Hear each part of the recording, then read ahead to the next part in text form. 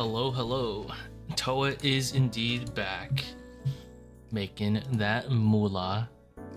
Actually, we haven't gone purple in a while, so I'm actually not really making anything right now. But...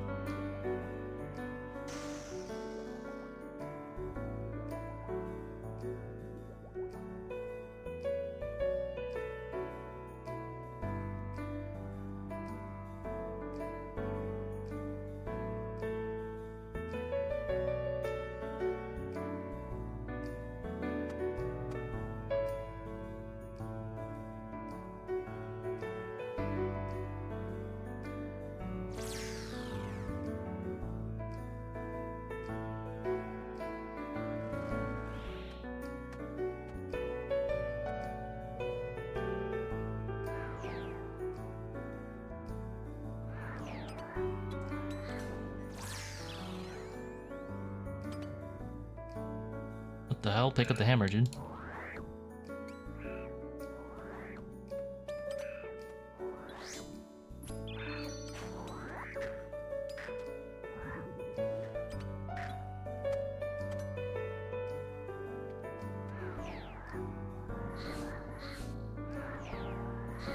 GM, Lord.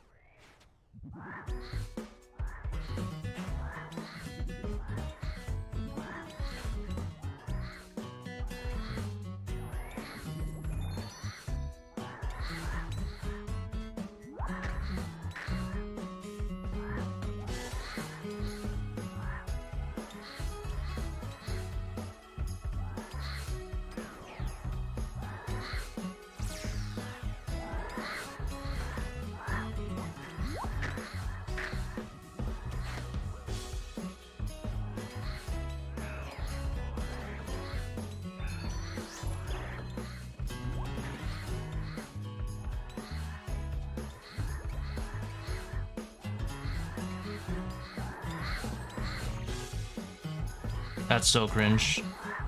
In so many ways.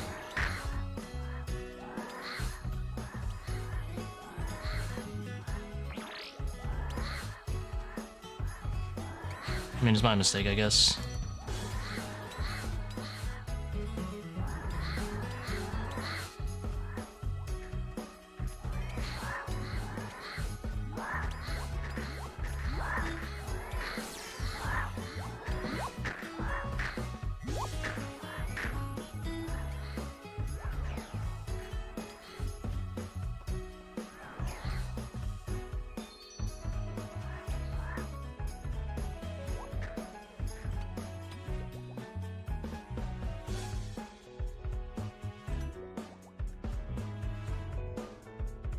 You think it'll remove Seercull? Probably not, no. Seercull is one of the better slots.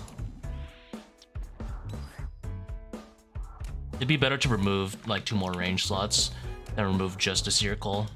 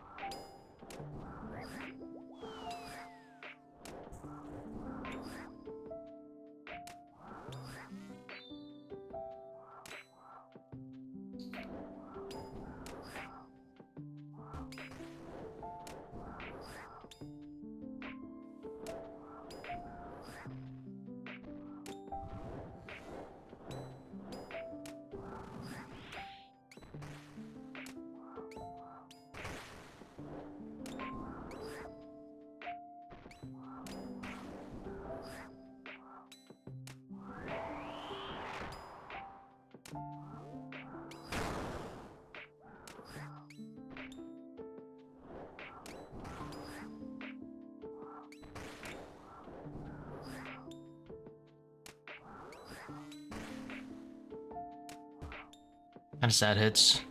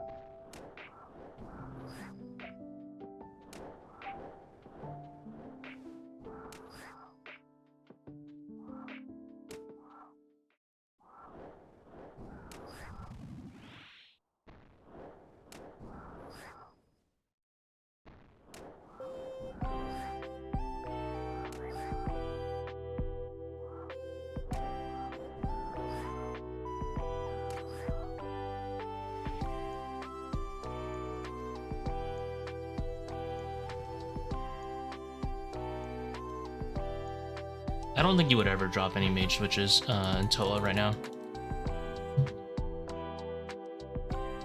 I could be wrong though, but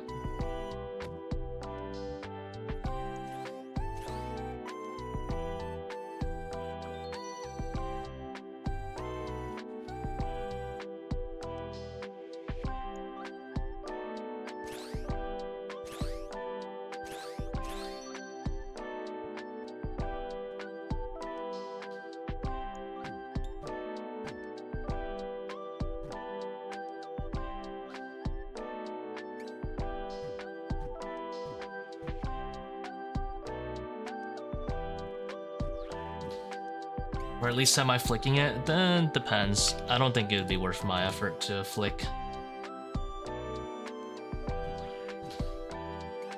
The amount of effort it would take to really like start flicking would, personally in my opinion, not really be worth it.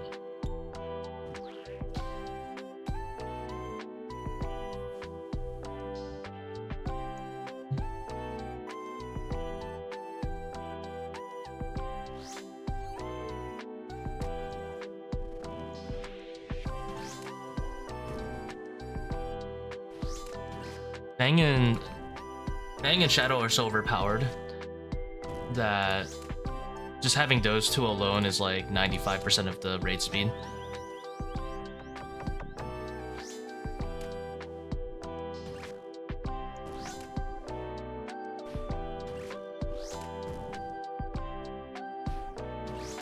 Oh, would I be flicking Augury? No, I would just make my setup so I can camp it pretty much.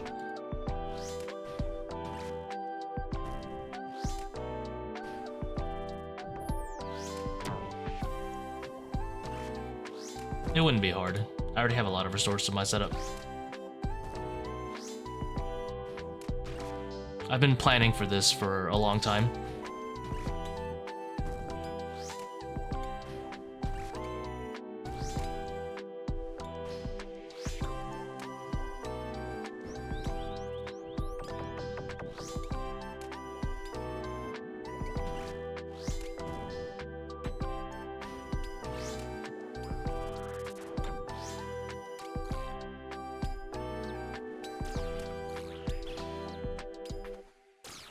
Might die here.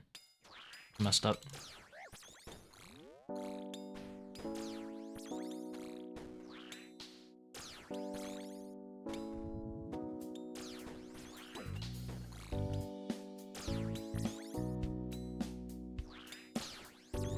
Definitely messed up bad there as well.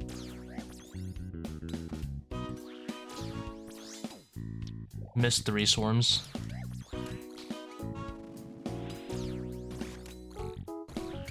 Kinda hard to get this setup going. You have to chin, blowpipe a lot.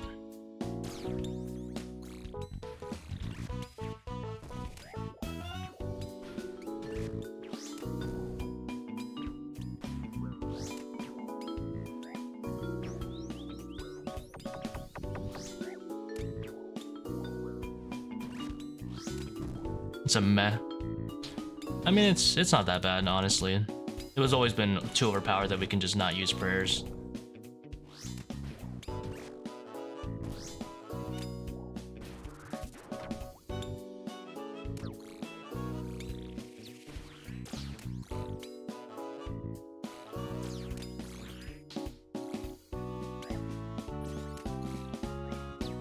Like, it was always a silly thing that you can just do ToA very efficiently without like using half your prayer.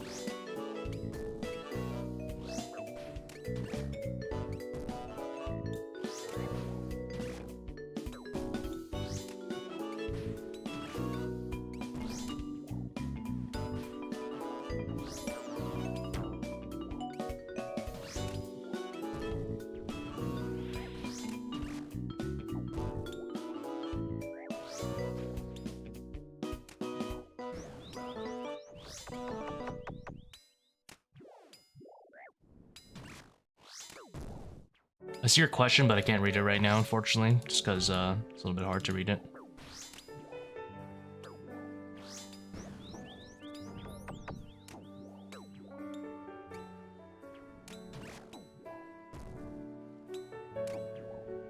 Pretty slow ending there. Hey, brother, had a question for you.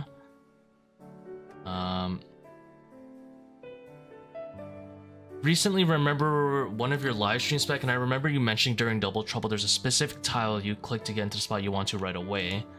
What was that again? Drives me crazy, I can't find that replay. I assume you're talking about when I want to get to the center symbol. I just click any of the butterfly attack symbols next to it. There's not any very specific spot I go to, just any of the butterfly attack tiles by that symbol. And that's pretty much it. Nothing more special than that.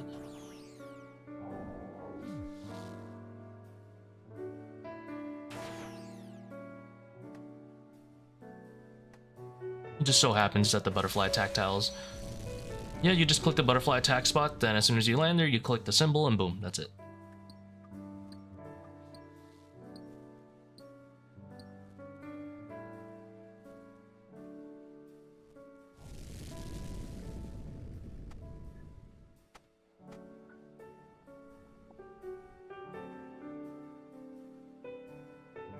I don't always do it, by the way, just as an FYI.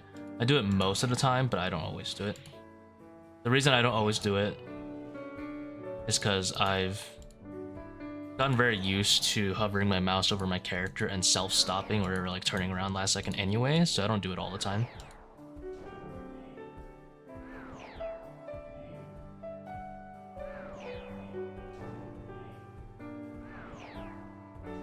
Join a party so I can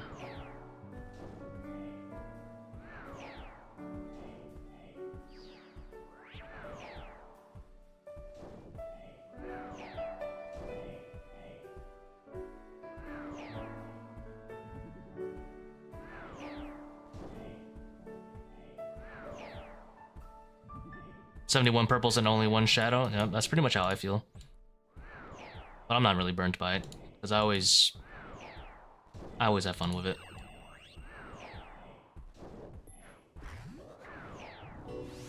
Like here, you can also go it from any of the other ones too.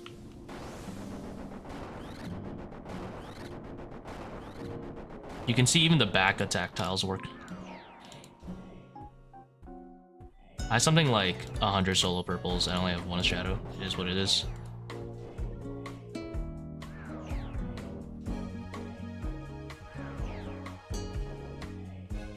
Yeah, now that you got a taste of 500 plus, there's no way you can do 450s. You've been spoiled by good drop rate. Even if your purple ratio is not good, there's no way you can turn back. I don't know how anyone does 500s and it's like, you know, I think I want to get like a third of the drop rate that I used to. Like, there's no way you can do it anymore. It's not really a third, it's like half, but like, it feels like you're just wasting your time when you can do much better.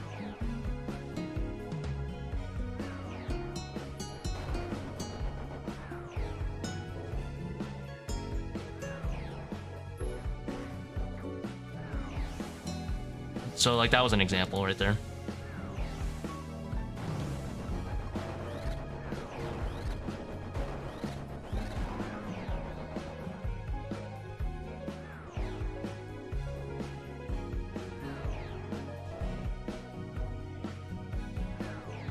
That was a good example of me using the butterfly tiles to get where I wanted to.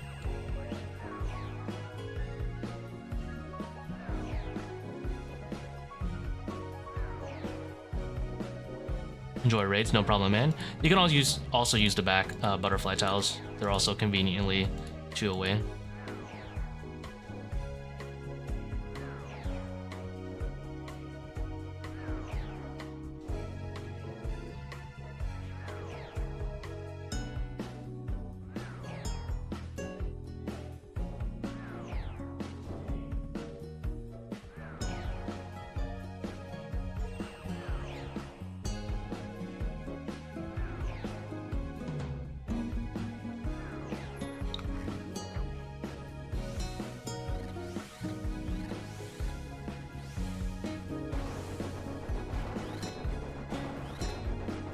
Finally caught a live stream. Yeah, I've been like streaming on like Australian time pretty much recently.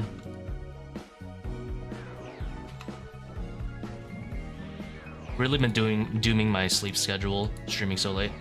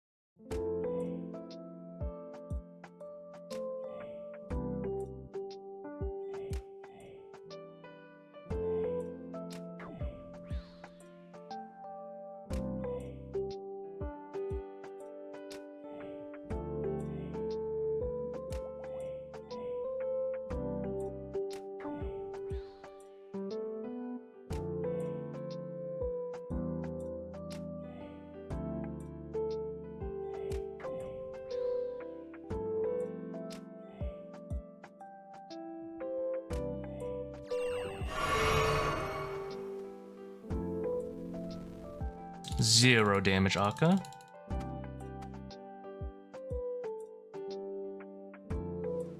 In fact, I gained HP. Positive HP, Akkha as well.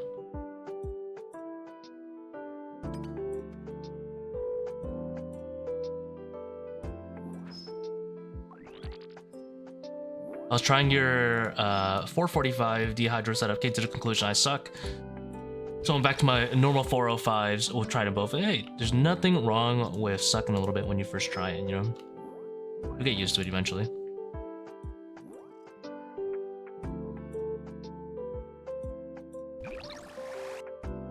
Like, especially if you're having trouble making time. It's most likely just because, let's do this. But only just in case I hit a 0. I feel like most people can't do the 445s just because they personally struggle with like time at Baba and stuff in Kephri. They usually have slow Baba, Kephri, and Monkey Room, and then that causes them to barely miss time. You can always hit skulls at the end of P3 to make up for time loss. Unless you're dying, then I can't really help you with that. That just takes practice, you know?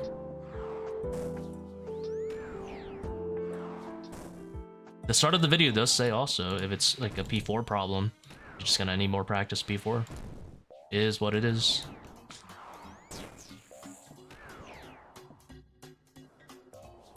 How long till we fill in the Baba room change? I'm gonna guess a week. I'm gonna guess this Wednesday. Hopefully.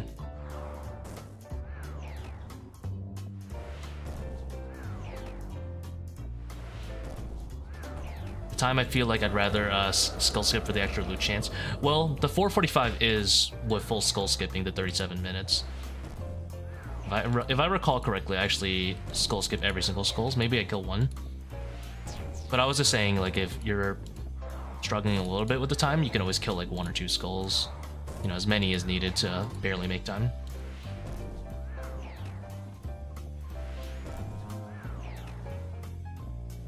Never settle. Remember, never settle. If you want to improve a player, you can never settle. At least for ToA. 540 is a little bit of an exception because there's not really much up, unfortunately. I stopped scaling at 550. There's a Zebak puzzle that has a bait jug. It just depends on the solve. With upset stomach, there's a lot of bait solves in general. There's like the goalie bait jug. There's the push diagonal toward bait jug. I think this is the goalie bait jug.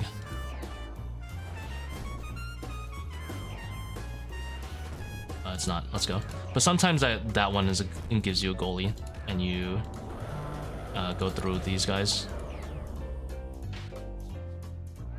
I recommend, honestly, even if you don't have, this is sound weird. Even if you don't have anyone to join your party, you should join a party so you can ping the jug's trajectory and really make sure. Once it's adjacent to a rock, it blows up 1 tick later. It's the exact way that works. Oh, what the hell? How did I click that? Now this time I learned from yesterday, and I brought a Sandfew just for this moment. That poison of 2 damage probably doesn't matter until it finally matters in the 1000th raid that I grief, and it mattered. All good habits. You know the saying, like, all safety policies are written in blood? Exactly the same for me. I'm bringing it to Sandfew because it was written in my blood.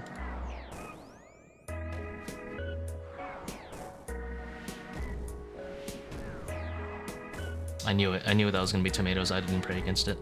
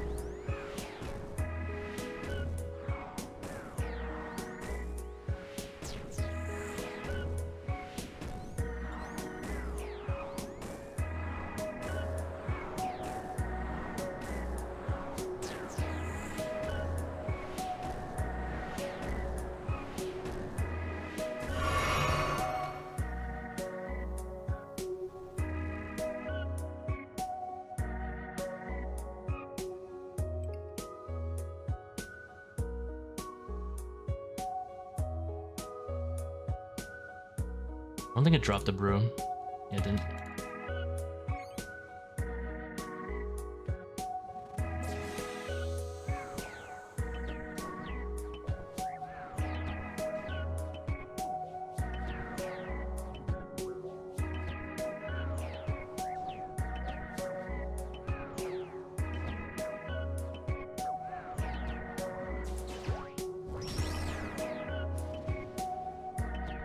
Close enough.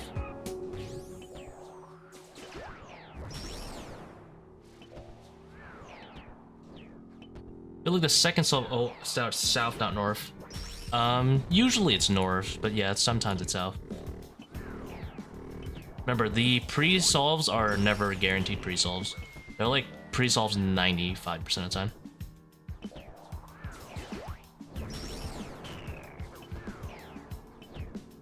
If you played with the custom unique sound on the ToA plugin, my custom audio never works. Yes.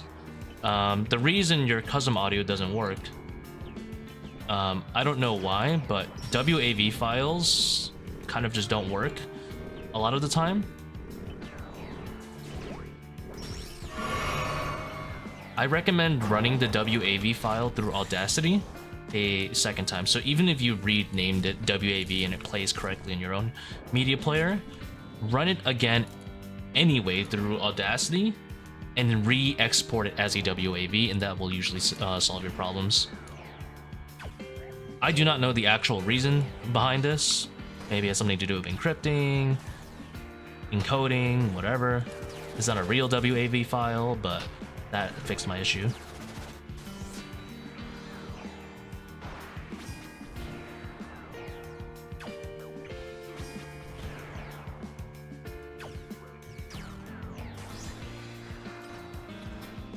But that will usually fix it. If you want to swap other sounds other than the jingle, you can try, well, you can use a sound swapper plugin. Isn't it better to care spec as soon as you get orbs? What do you mean?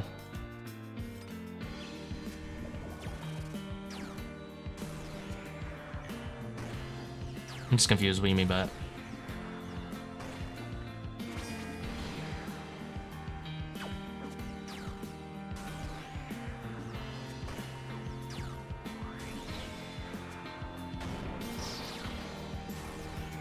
What do you mean as soon as I get orbs?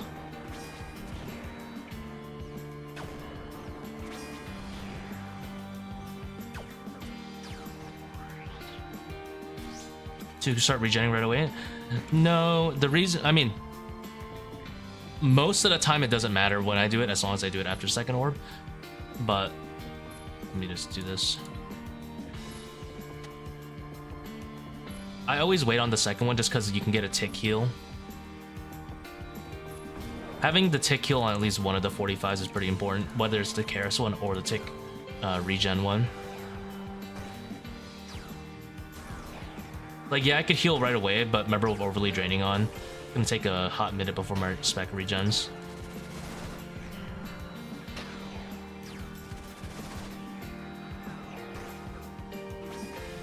I could probably get away with it very easily in a non-overly draining raid to spec right away. But in these kind of raids with overly draining on, I think it's best to make sure you get as much value as you can out of that one spec. I think I just did that whole phase with my mage thrall, but I guess it didn't matter.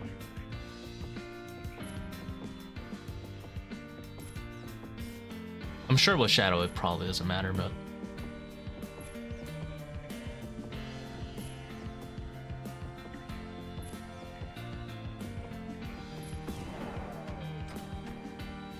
Actually, let me do this.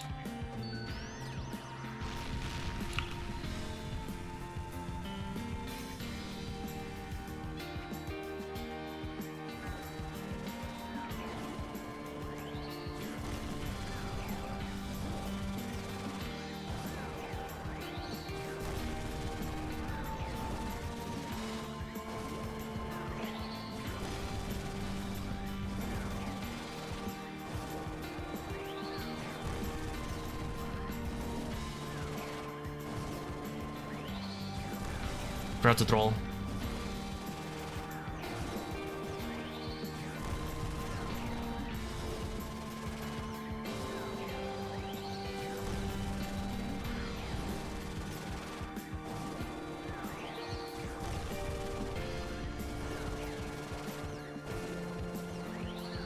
I don't think there is a scenario in this kind of raid where it'd be beneficial to spec early for orbs. Maybe if you're doing Akkha Kephri, I guess it would make the most sense. But that's pretty rare.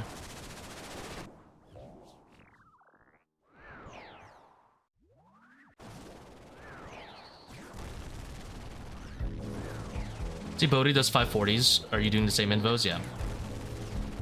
540s are generally considered these invos. No one ever does 540s with different invos. It's because once you're at 540, there's a very, very limited pool. And Quiet Prayers is definitely not the one to take at 540.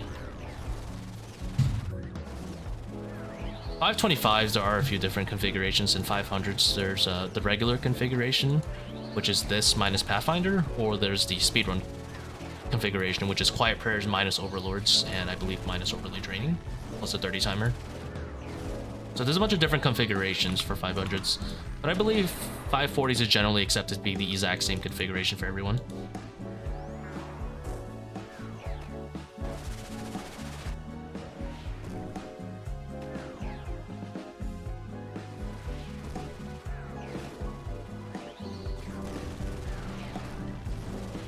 I have tried one small offshoot of a 540, which is a 35 timer plus Quiet Prayers and tuning down Pathfinder to Pathseeker, but that was ass cheeks. I would not recommend it.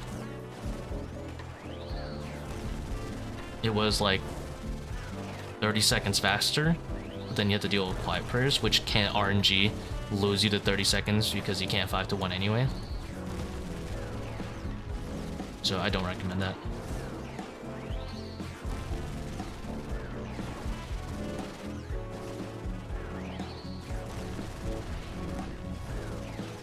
Also, the double ranger trap method does not work as well with Quiet Prayers, because then the rangers hits you for 6 instead of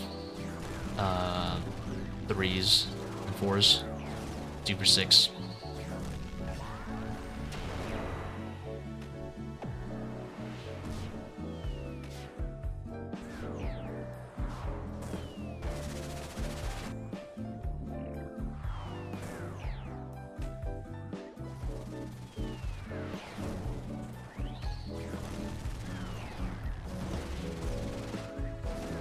I think 500 is the only chance you don't run Pathfinder. Yeah, that's pretty much it. That's pretty much the normal 500s you're running.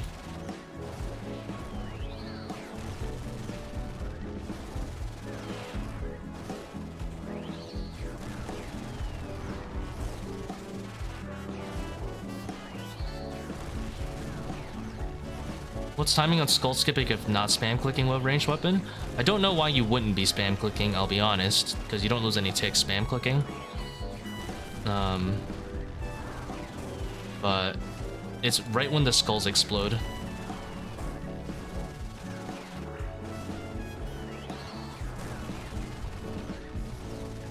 I would be very... I basically don't know why you wouldn't do it. Ranged weapon. But it's right when the skulls explode. If you see, the reason the method works is because when you're spam clicking them, the yellow X appears right when they go away. Skulls go away. So it wouldn't change anything.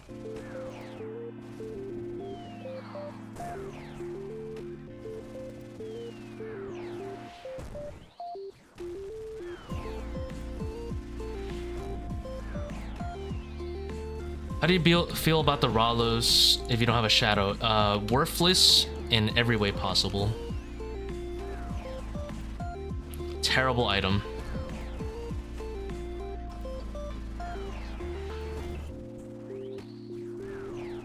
If you have a BGS, it's better in every single way. It's more accurate and drains more consistently. If the Ralos didn't have dog accuracy, it might be comparable to BGS, but the accuracy is so bad on it. It's not good for Zebak. I mean, if you want your BGS with half the accuracy, then yeah, it's the same thing. But I don't know why you would want your BGS to have half the accuracy and then also lose damage on core, because now you've lost a good core lasser. It's the only thing. Like, it just doesn't do anything in ToA.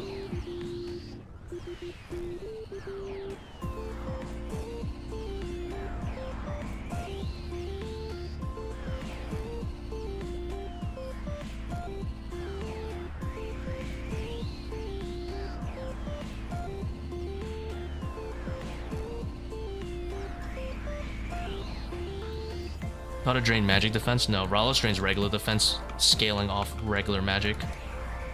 And Zebak does not have a very good regular magic, So you have to hit both Ralos hits to get the same 20 drain. If it was just one, maybe it'd be acceptable, but it's not.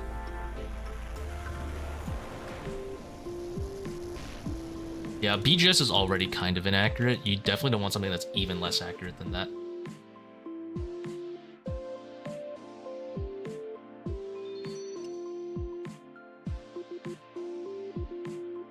I am the Jagex HQ.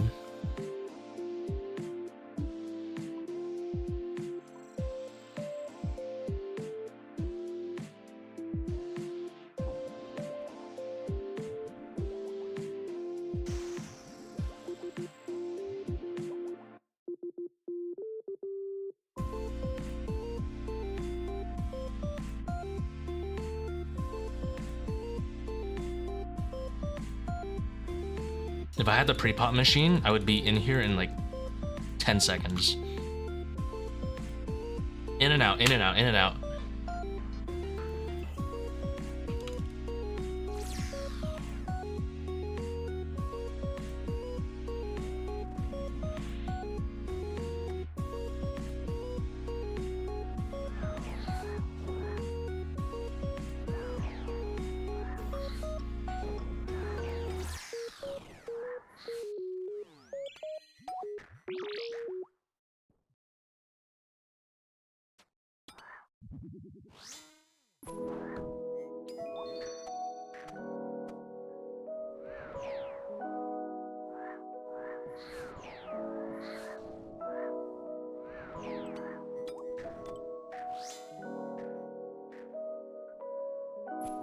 If you one-shot Baba boulders, use a regular range pot.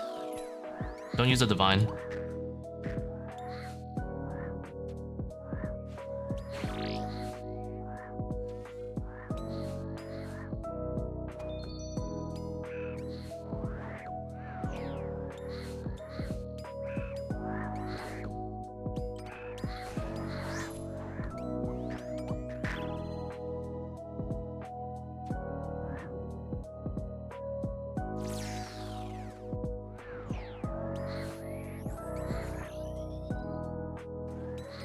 Oh my god. I'm pissed. The Cursed Baboon decided to drag me so that I wouldn't get the advantage from the volatiles there.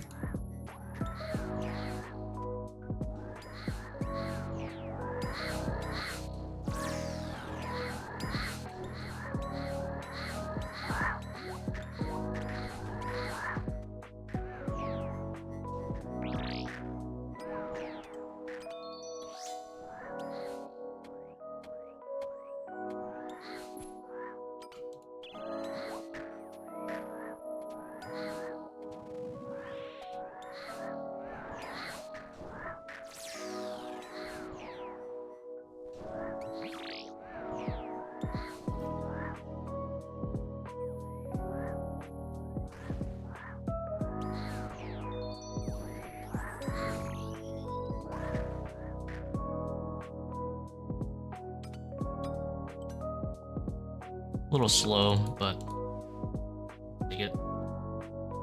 Monkey room change can't come soon enough. I like the monkey room, I'll have you know. How dare you? I like it how it is. I feel very good about the monkey room. I've taken a lot of time to get good at the monkey room, and I am very mad that I won't even need to switch rigor after that.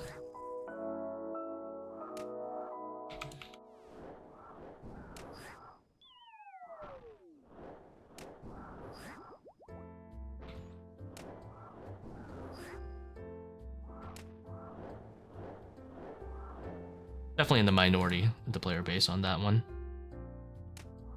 Without a shadow of a doubt. That's okay. I accept that changes will happen that I don't agree with. It be like that. Oh my god, I almost rocked myself because it was exactly 66.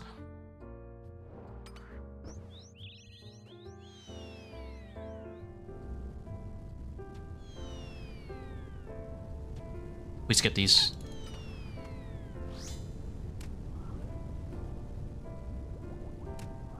Do I hate the change purely because you invested a lot of time, or because you think it's unnecessary? So, I do not like the change because I think it's very lazy. I think there is something they should do to please the majority of the player base who has no idea how to actually do the monkey room. Because yes, it should be more intuitive. You shouldn't have to figure out what is the correct order to kill monkeys to make it easy for you. So they're instead taking the brute force route and simply making it easier across the board. I'm okay with them making it easier across the board. What I'm not okay with is specifically that they didn't bother to actually go through it on a bunch of different invocations. Because the problem isn't your 400 average raider or 300 average raider who's pulling in, you know, like all these fangs. It's, I feel like, oh my god, I'm doing a Zuck here. Hold on.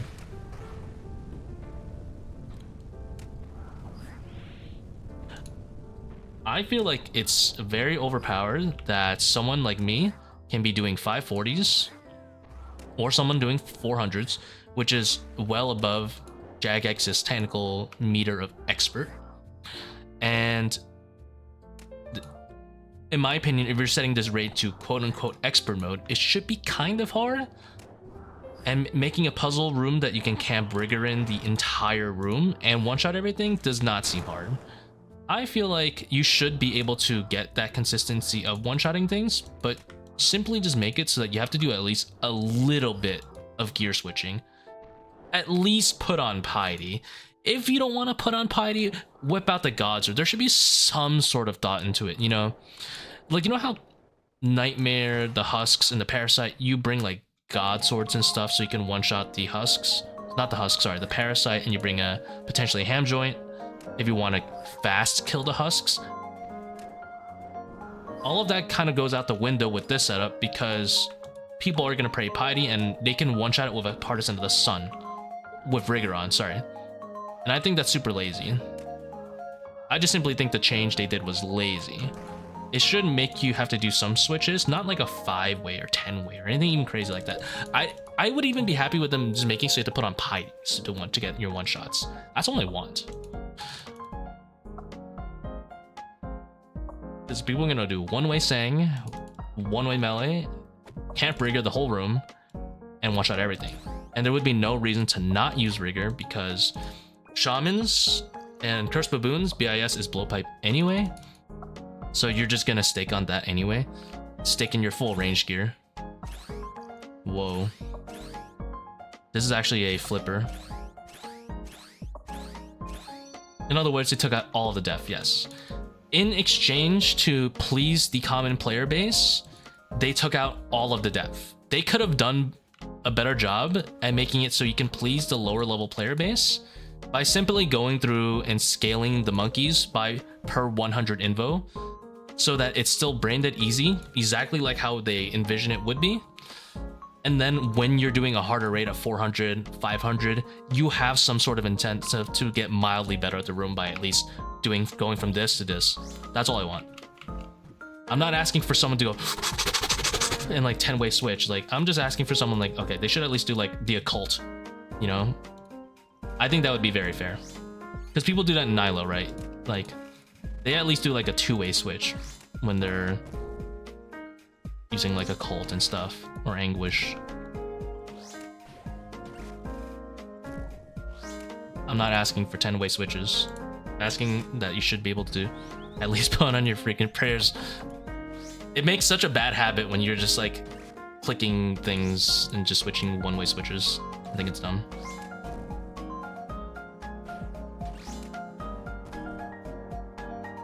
And I don't think it makes the raid player base better, because what happens when they get to Akkha? They're gonna do those same one-way switches because they're getting away with it in a monkey room.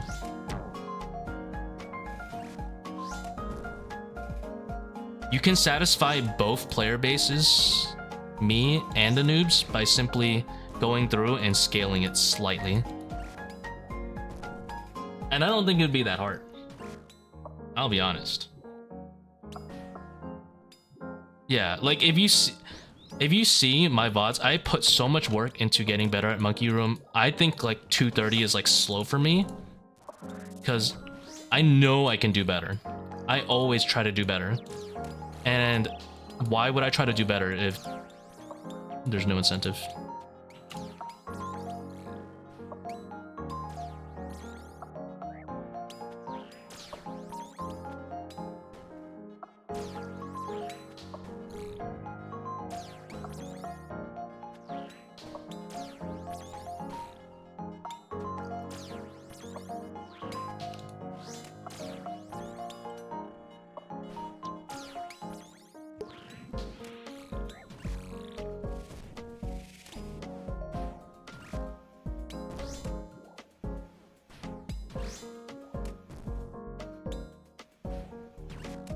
Okay, I'm gonna do a very, very risky move here. I'm gonna let this ranger roam free.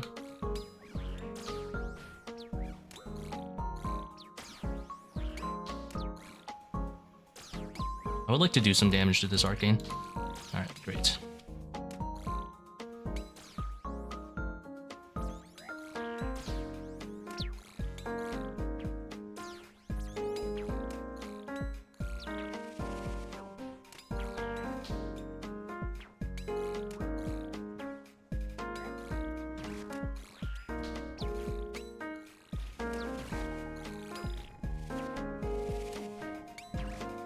Okay, and then what I'm gonna do is I'm going to block this side off. Oh, there's no agiles on the other side. That sucks, but it's okay. I'm gonna leave this guy alive. This guy is trapped back there. When I inevitably need to redemption, I'm gonna step underneath him and then start redemptioning. And I think that's the play. That way I don't have to wait out the dung wall.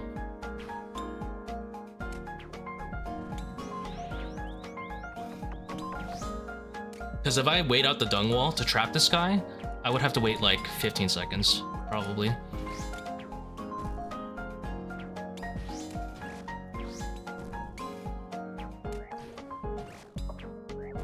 Yeah.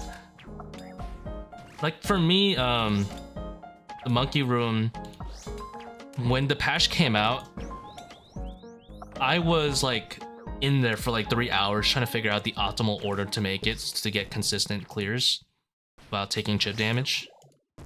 Because like everyone else, I used to like void wake the shaman, and then I realized like maybe that's not the best play for consistency, because it makes like a very weird set of monkeys where you have like the shaman and the two majors, or not the shaman and two majors, sorry.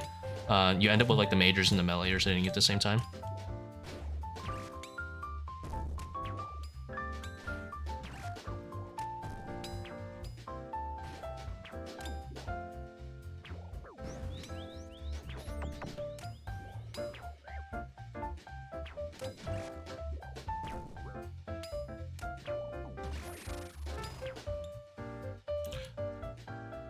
That seems like a nice dung Kephri method right there. 433. One of my fastest in a while. Not my fastest, but my faster ones.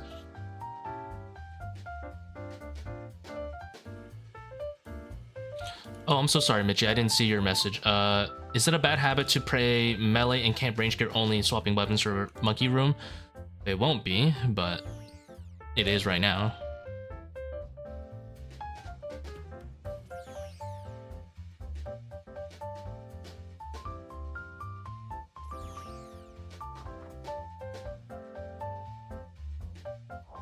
Ow.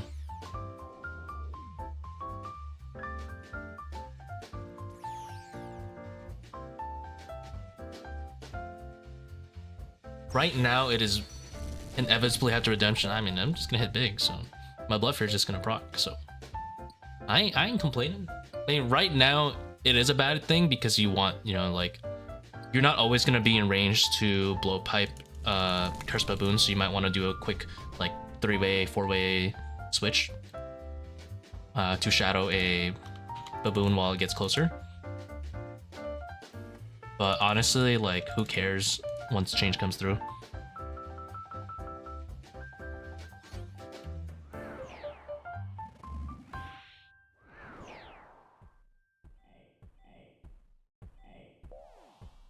worst part is, somebody's gonna take that clip out of context, or you know, the last like 4 VODs I have about complaining about the change, and they're gonna say, you know, Reynolds is just a dirty gatekeeper that wants us to suffer the monkey room until we learn it as well as he does.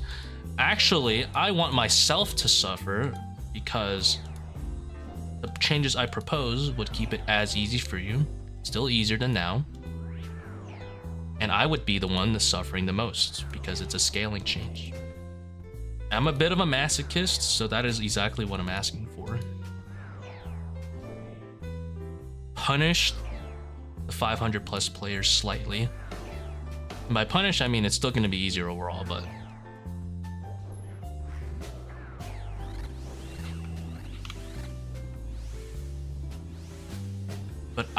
oh my god.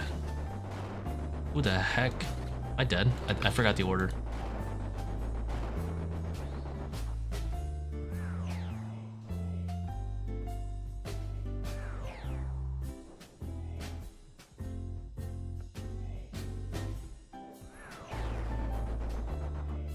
What exactly are the changes to Monkey Room and Baba?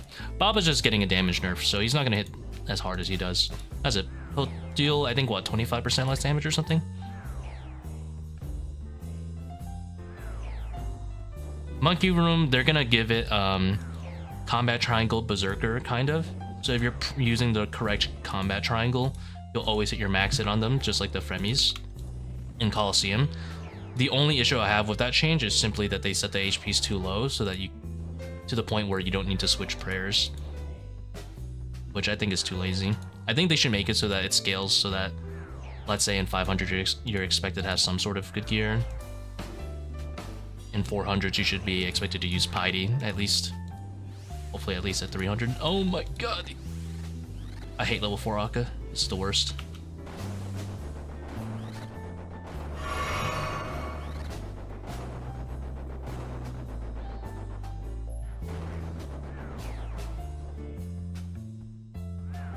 Because I kind of like that chase. I don't know about you guys, but I assume a decent number of you guys here can do like 400s at least.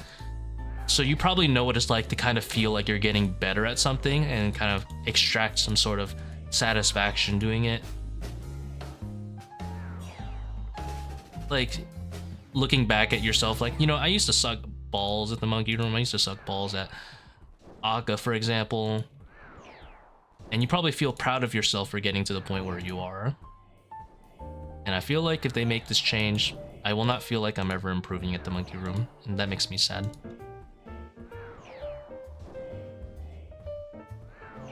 I will feel more inclined that I'm just missing DPS checks, not DPS checks, not going as fast in Monkey Room because the monkeys decided not to spawn next to me.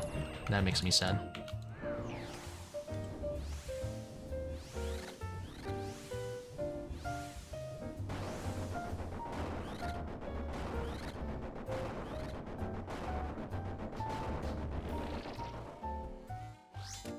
No.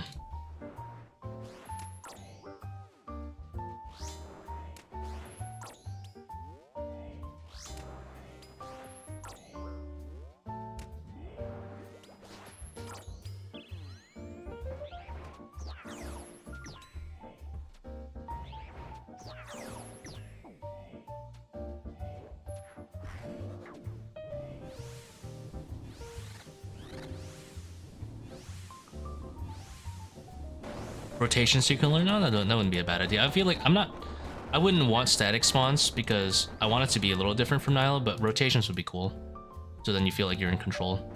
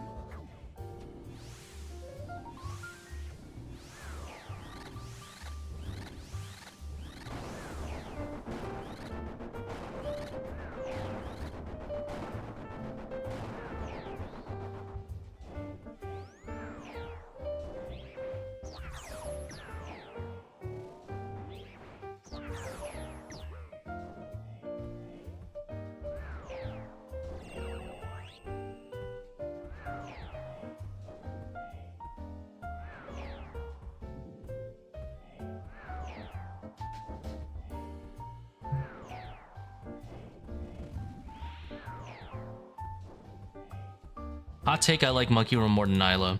I'll be honest, I do too.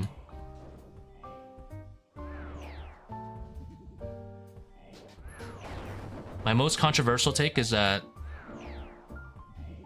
Nylo was more skillful before Nylo def indicators came out on the plugin hub and entity hider, because then you needed some sort of like innate synergy with your team, and now you don't. So now, in my opinion, the room is worse than Monkey Room is. Solo Monkey Room, that is. Like solo Monkey Room in ToA is a better experience than efficient quad Nylo right now, because def indicators exist and people are all plugin abusers.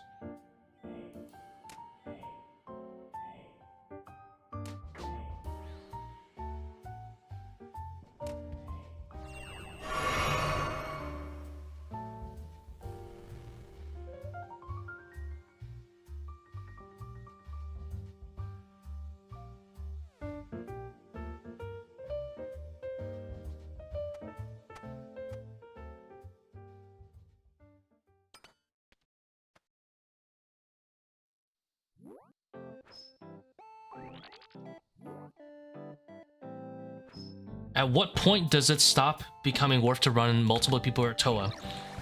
This is a very weird question because the answer varies for a lot of people. And it's but yet the answer is so simple. If you are better than your teammates you are regularly running with, it is better to solo. That is as simple as that. If you are even 5% better than your teammates, it's better to run solo.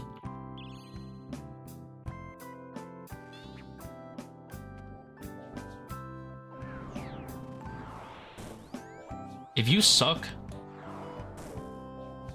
if you deal 10% of your damage, of the team's damage, and the other guys deal 90% of your damage, but you can get a 25% split,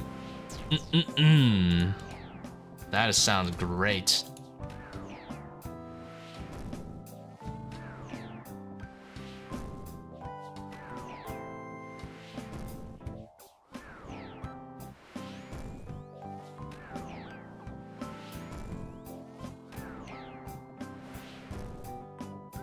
I would say Tbow, no matter what you're doing, is going to be harder than ToA.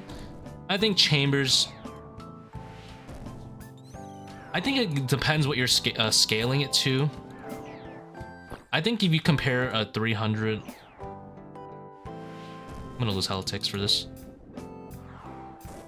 I think if you compare, like, let's say a 300 team ToA to Chambers normal mode teams also, I guess I'm going to say that Chambers is easier by a decent margin. But if you start comparing challenge mode to ToA, I would say overall challenge mode is harder, especially solo. I would say challenge mode team Chambers for casual players is going to be easier than ToA. Like learning the mechanics, but it also depends on what roles you're doing, because ToA you can kind of just shove all the hard stuff onto one player, like doing butterfly, doing red X and stuff like that, and you can just AFK and chill. But similarly, you can kind of also do that in Chambers. You can just mid run and AFK and never have to tank any attacks. Ulm doesn't really offer a challenge in teams, because you kind of just blast through him.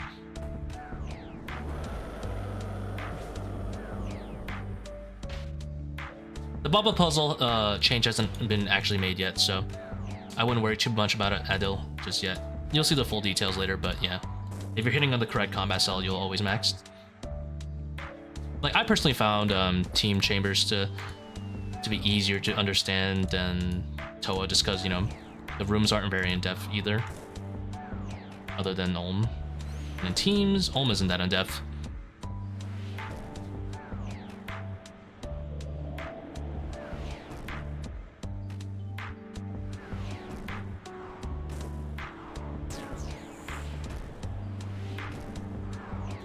I guess there's a bunch of different items you'll have to bring for Chambers, but I don't really think that necessarily makes it harder or easier. There's a bunch of different items you have to bring.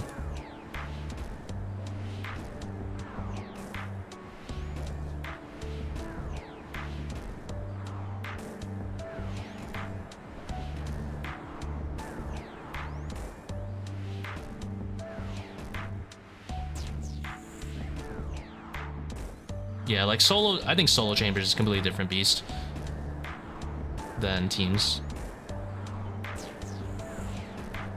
It would be very unfair to compare solo chambers versus team chambers. I feel like team chambers is definitely easier than like ToA to get the hang of. But it is a much harder gear to wreck. Chambers is very much... You definitely feel the impacts of your gear way more in chambers. Oh, was I doing that on 124? That's kind of grief. Should I always be a set croc? No. You can look at the FAQ in the description.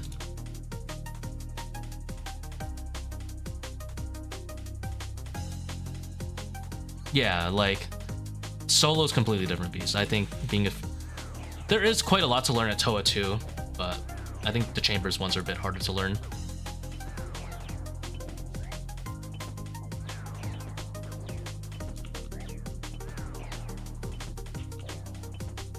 I mean, one thing that I think is a bit weird though is that people kind of they've consumed a lot of opinions, like from Tasty Life, No Monkey, saying Oblivion, for example, saying ToA's bad. And I'll be honest, 99% of players who have said ToA is bad, they suck ass at ToA and they don't actually know the actual depth of it. But they do know the depth of chambers, because yes, chambers, like any other raid, has a lot of depth to it. And they've gotten, in their opinion, good enough at ToA that they think they can say that.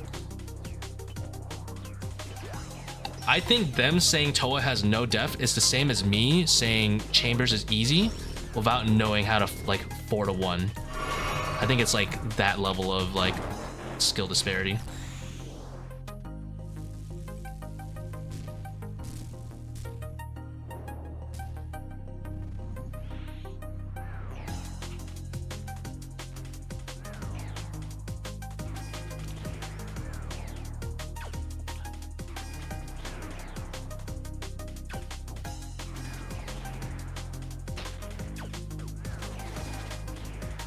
I will support one very major argument though. Wardens is a very boring boss with not much left to improve. Wardens specifically is nowhere close to as fun as Ulm or Verzik.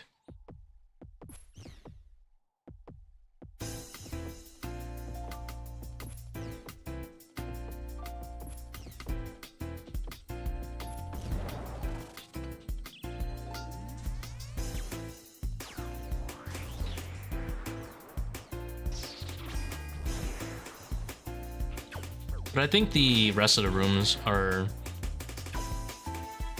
decent enough improvement.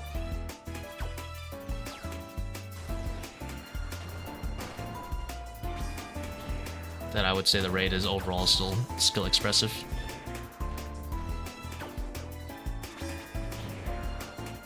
This is a blowpipe angle.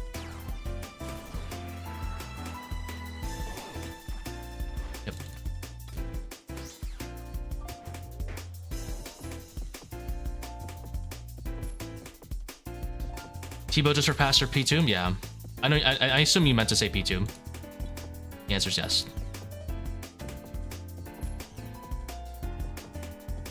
Yeah. Invocations for Wardens are definitely a letdown.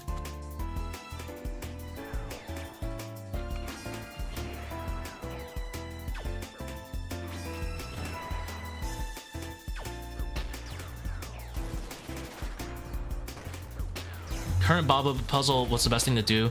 I would say, yeah, overall lean more on range switches and do 4-way switches. Make sure a cult is part of your 4-way switches. And let me not use a range thrall.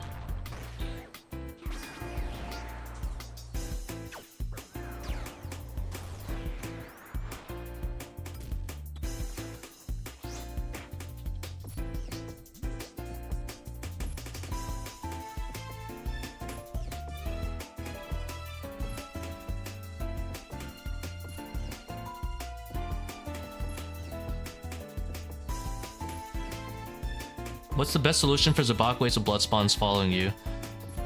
You just have to learn how to lure them away, really, to be honest. They're always kind of tracking. You have to lure them away. Always keep it moving.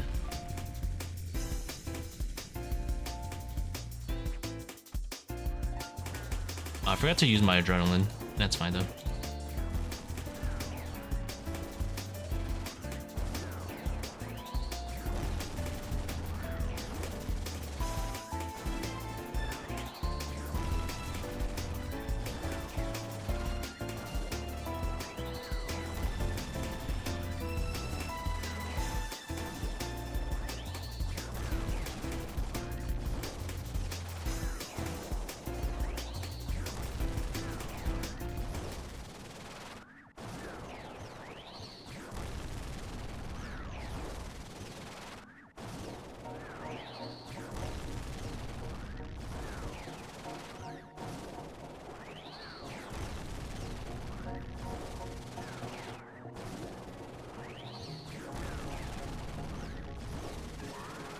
Bone Dagger or BGS boy at 430s? I'm gonna go with BGS because at 430s you should not have overly draining on.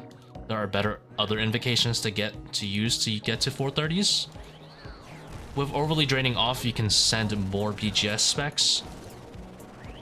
So Bone Dagger will be, BGS will be better. Especially if you are using a Bofa setup or something like that. Because the Bone Dagger simply cannot drain good enough to be good. The BGS can drain, for example, 40s at Warden. Bone Dagger maxes a 30, so definitely not the way to go.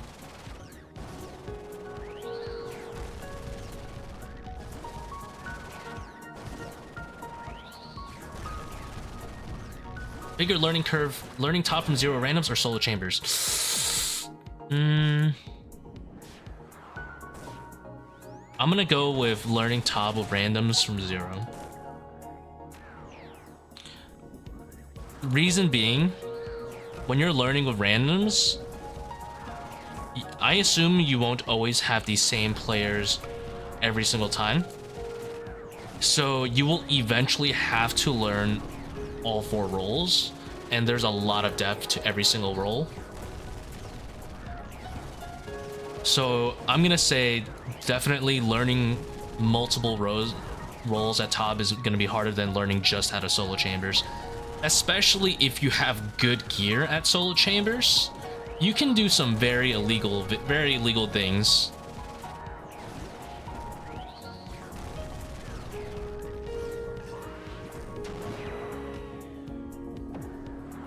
For like regular solo chambers, you can do some very illegal things. Heck, even for challenge mode, you can do some very illegal things that don't really require you to know the boss too well.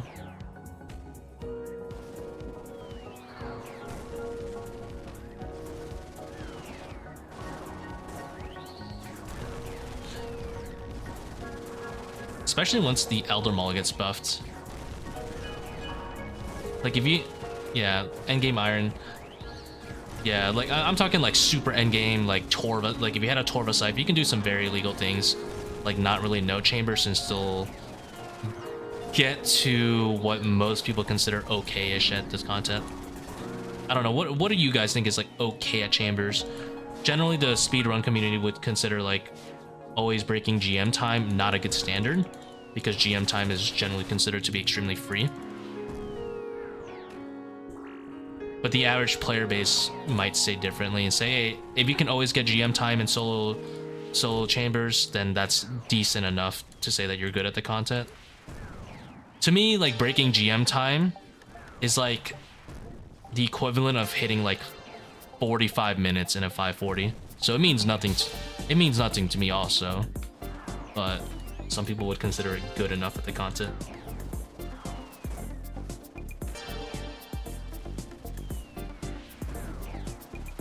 I guess it really depends on the player, because your opinion will change as you get better at the raid. At the end of the day, 45 minutes in a 540 to 99% of the player base is good.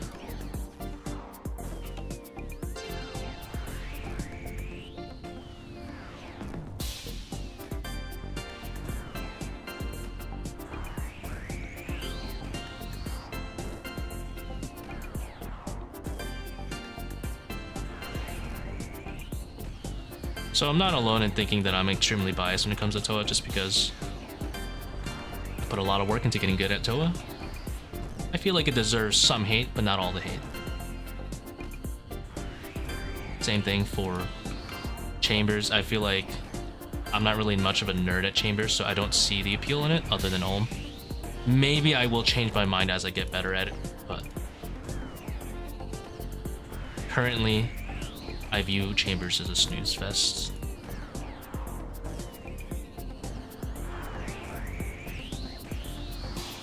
Other than Ulm. I love Ulm.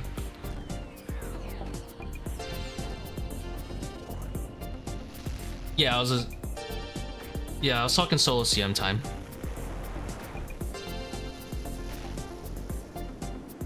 Hello, hello. Purple, purple.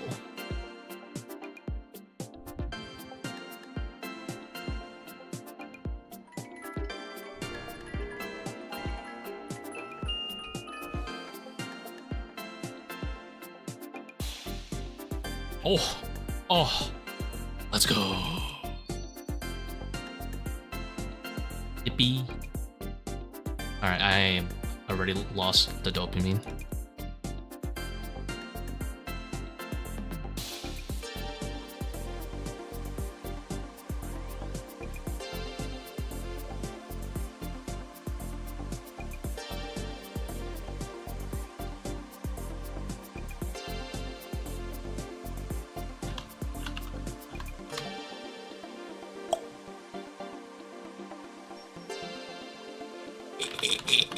Actually, no. There is one thing I want to do with this.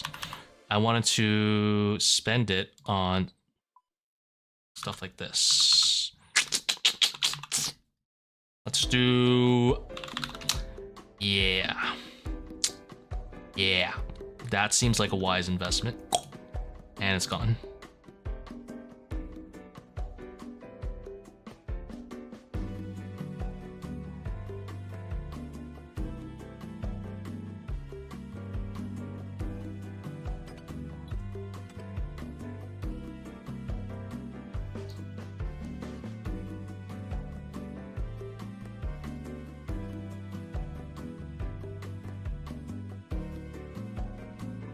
Yeah, I got a solo shadow.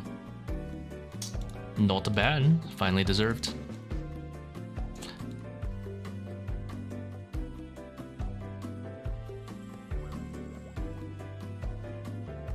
$100K a bruise? You think that's crazy, bro? Oh, I need to buy 5K more sand fuse. Fuck. Anyway.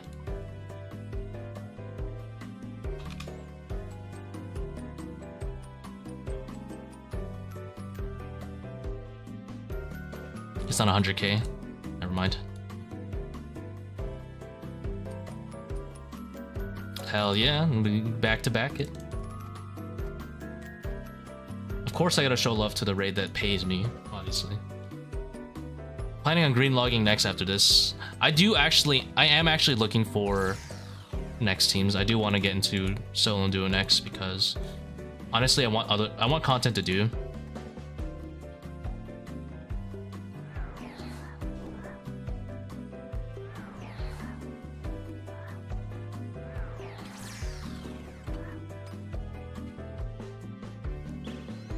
Not solo next. I'm not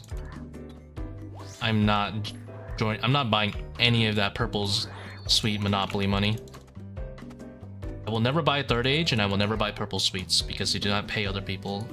I do not pay other merchers. It is a principle. I am the one who merches. I am not the one who gets merched. Never.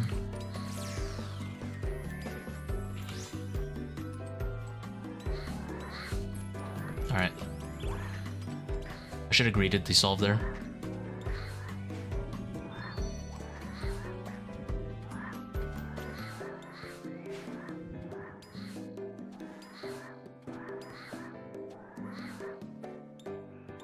Ow.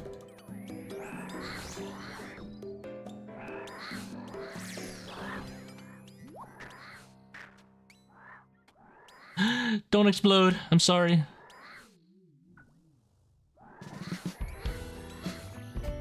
Are you kidding me? Shit, expertly dodged me.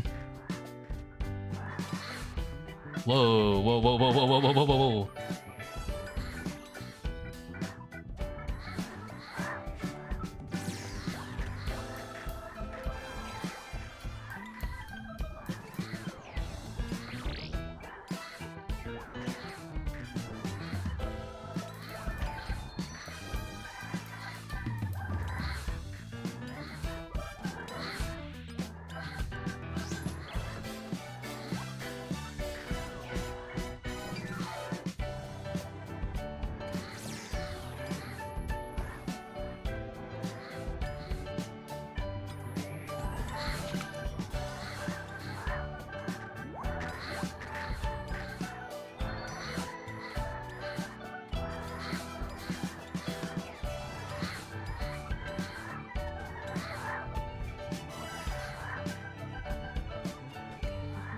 I'm trash.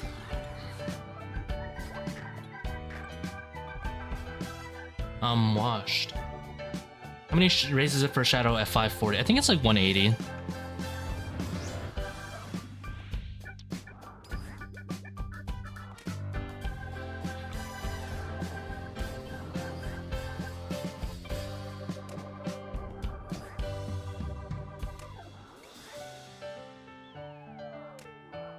Show the log G. Got you, fam.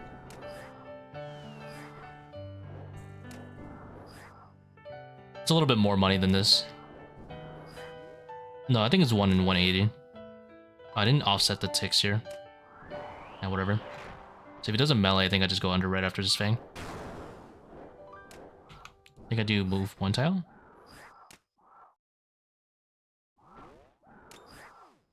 Yeah, whatever.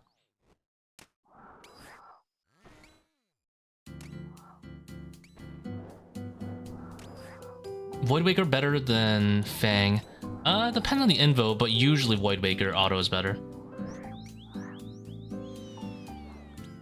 Early waves for sure Fang is better for the consistency, but as the HP scales up, Voidwaker auto becomes better. Because you know how like the HP kind of like upgrades as you go into the later waves? Once you're in the upgraded waves, assuming you're doing like, I don't know, I guess at least like a 400, Voidwaker will be better.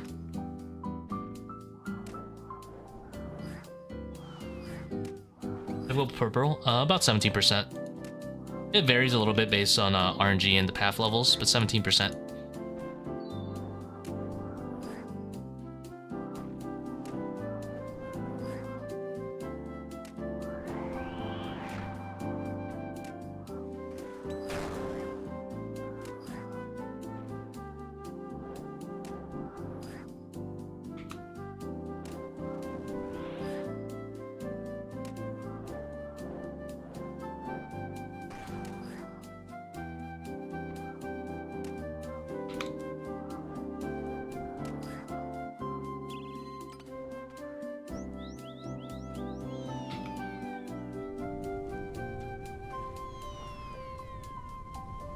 We skip these. You wish, Baba. You wish I failed that skip.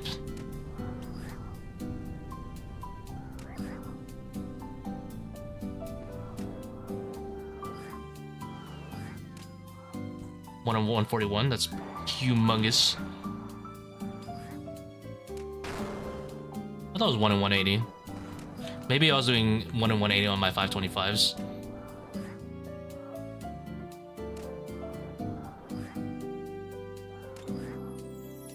Oh. I didn't control click for that one. I guess it's fine.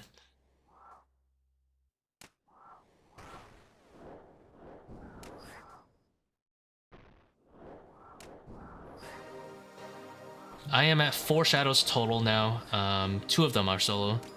2 of them are split with teams. What range level do you not one-shot boulders? Someone said 101. I don't know what the actual level is.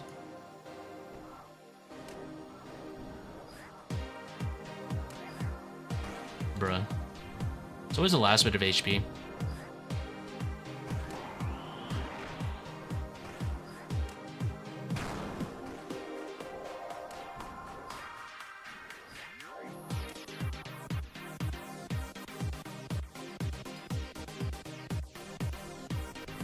Gotta up those invos.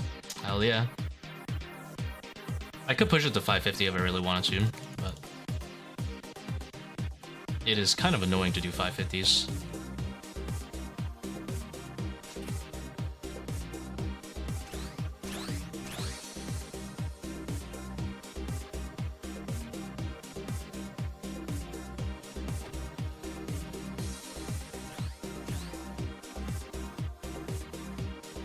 Because you kind of have to have either Pathmaster or Five Prayers on, so it takes a little bit longer.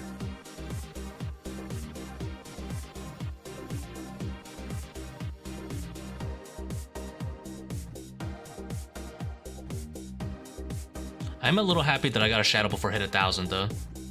I was gonna be a little upset if I didn't get another Shadow before 1,000, but I'm happy now.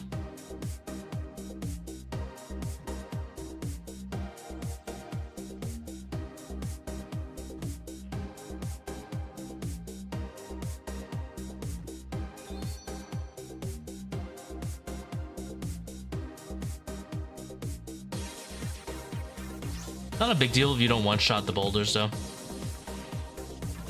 You can still do the majority of skips with two-shot boulders. 60 purples, no shadow. Ew. Smoge.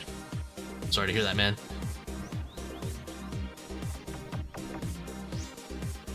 You will be in the bad luck protection camp, I assume.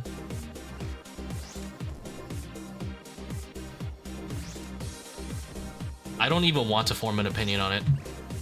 I don't even care, to be honest.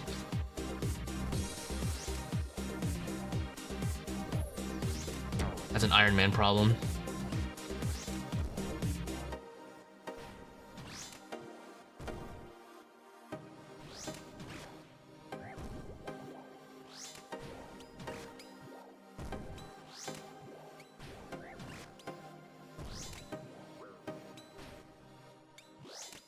I'm in the content creator boat where the longer I go drying, the more content I can farm.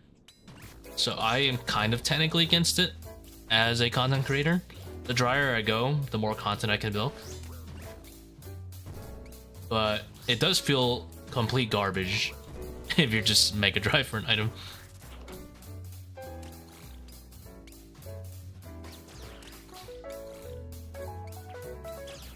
Don't bite me.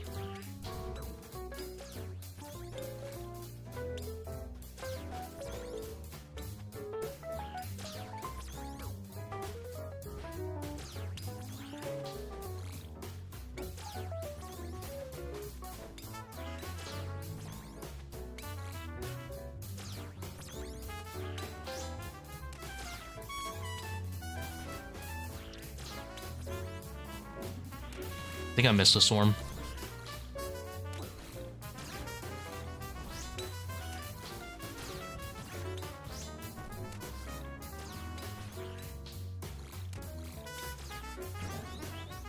It's doomed. I missed a ranger trap. I actually don't think it's totally doomed. It's mildly doomed.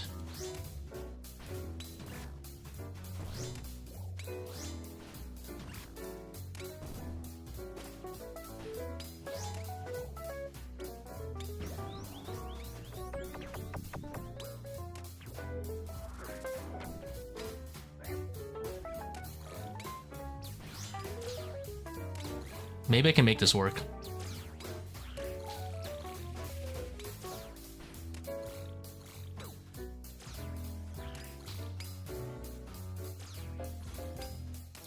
Now, I'm pretty sure I can shift it, but you can just shift back.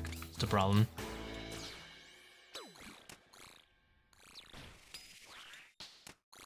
Thrall hook me up. Let's go.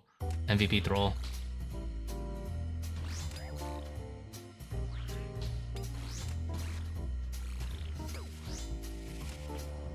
This could be worse.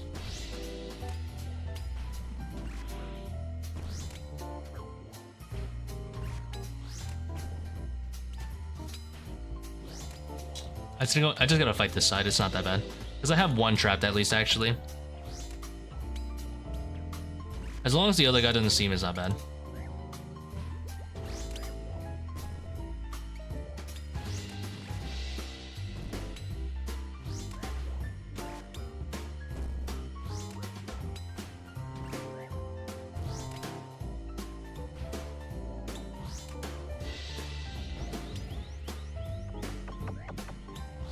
We'll be going 10k drive for the Caliphate Queen. No. Okay, but to be fair, Will probably farm so many views off it, he can't be upset at it, right? Clearly he values his extra viewers more than the Caliphate Queen. But it creates moments.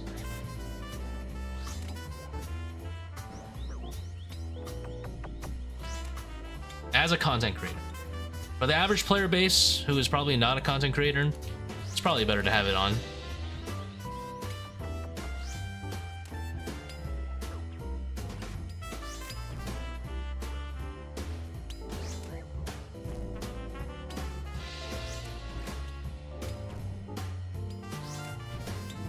Yeah, this is fine actually. I can just pop redemption like here or something.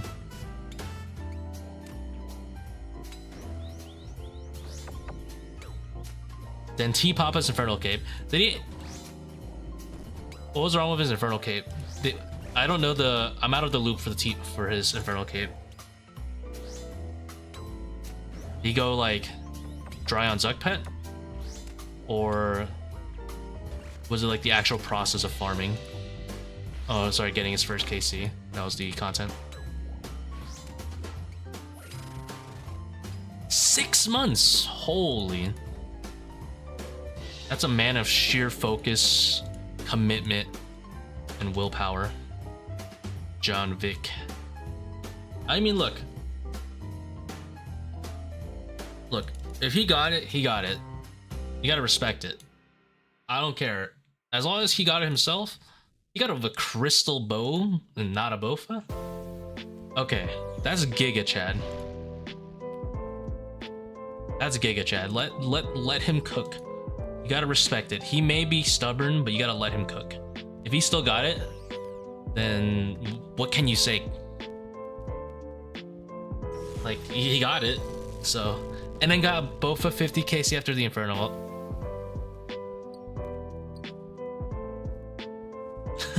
I mean, look, maybe at some point he just knew it would be better and was like, you know, I kind of like not telling people, not listening to what people tell me to do. Maybe he's just like a Rage Against the Machine fan, you know? He's like, you know, fuck you guys, I ain't doing what you tell me. And I respect that. Fuck you. Do what you told me. I've been listening to that song a lot.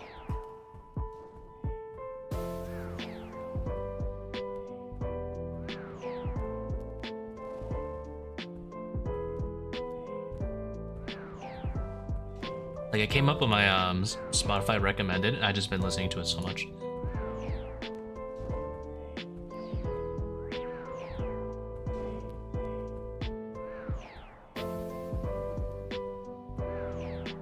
Crystal Bow Awaken Levi. Yo, someone get Port Khazard in here. He'll do it with like 1 prayer point. That monster. That creature.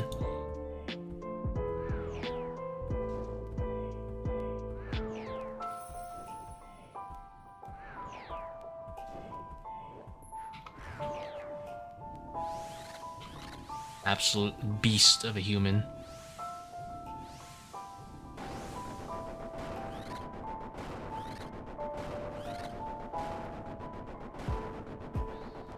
I think that kind of behavior, doing Crystal Bow, is a lot better than... There was one that kind of pissed me off a little bit, which was, it didn't last that long, but, back when Chambers was kind of new-ish, like within the first year, and Rice Cup wasn't doing the redemption method for Espula, that was a little bit weird, because it had nothing to do with the gear. That was just like, you're really stubborn on your own ways. Even though it's really, really bad. But honestly, the crystal bow thing, that sounds kind of Giga Chad material. I have nothing but respect for that.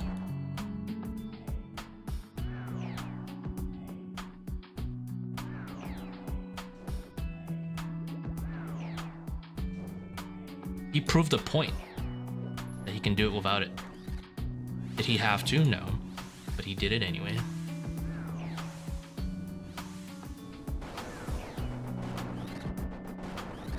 Unless he tanked like 5 Zuck hits, then never mind. And he will lose my respect again. Yeah, Rice Cup is stubborn. I mean, I'm stubborn too.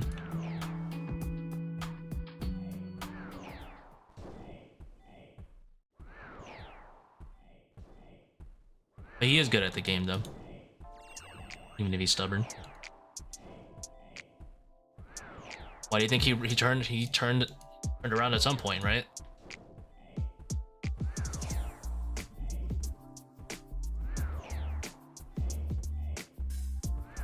Oh, my leg. Punish.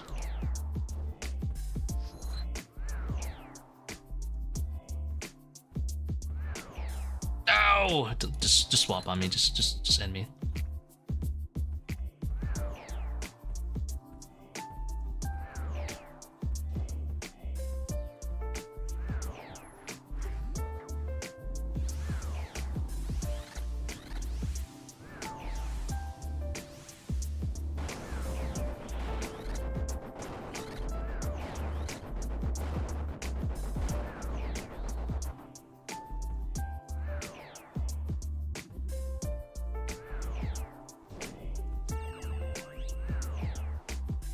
Let me drop the ego. I'm gonna pray melee.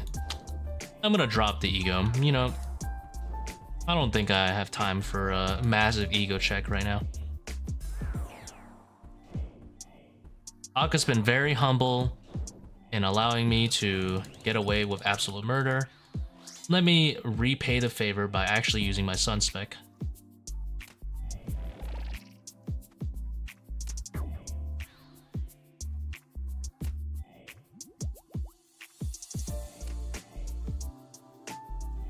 I'm gonna hit by something.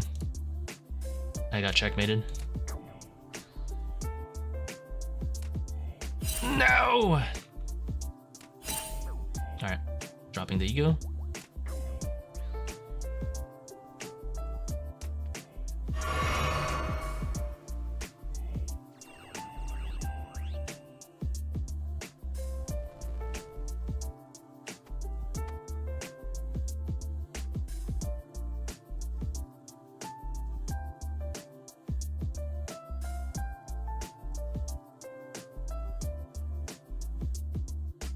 You know who I am a little bit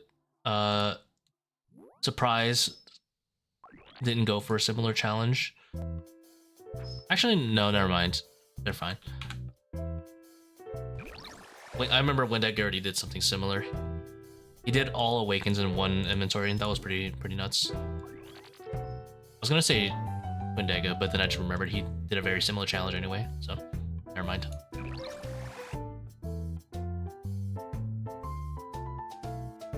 What plugin does those sounds? Sound Swapper.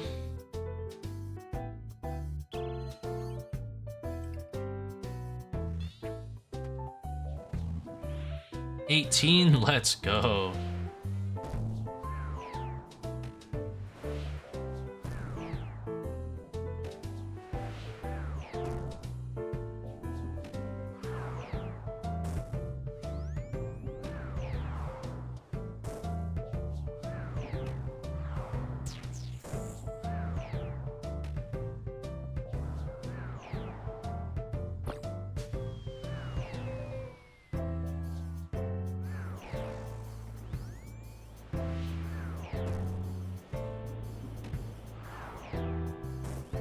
I want to keep this one. Oh.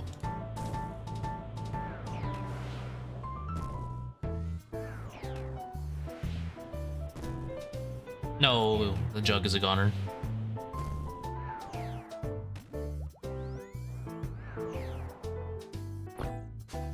What?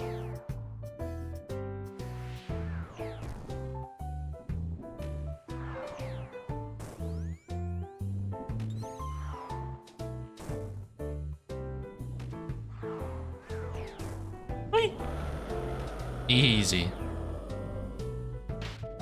The hell just hit me? Oh, I didn't pray against the thing. I turned it off too early because it's level 3.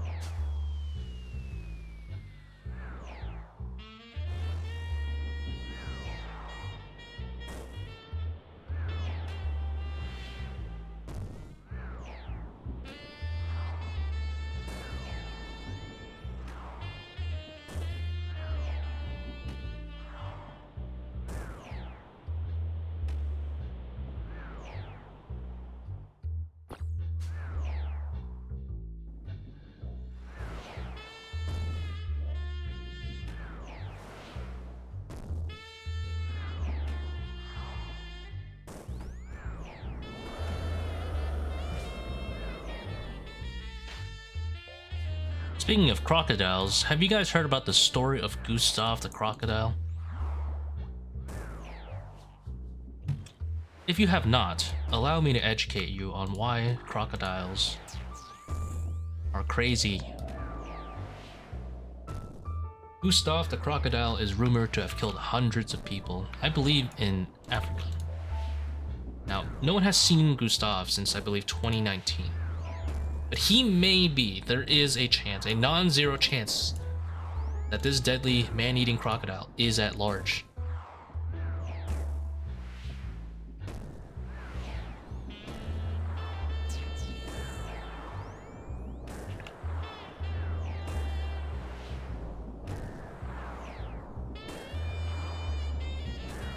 Isn't that terrifying?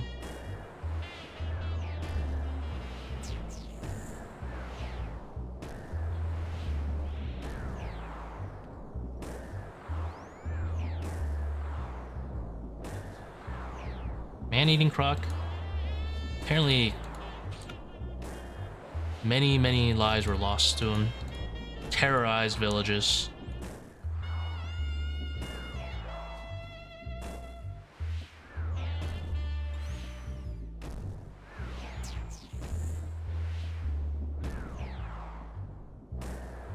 I love watching things about like man-eating animals and like how they get to that point.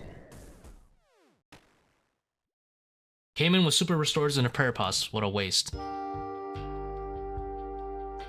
don't like using restores because they're red. Very important to me. Finally caught your stream live. Hey, how's it going, Ryuki? We just got a solo shadow. Not even lying. No cap, on God.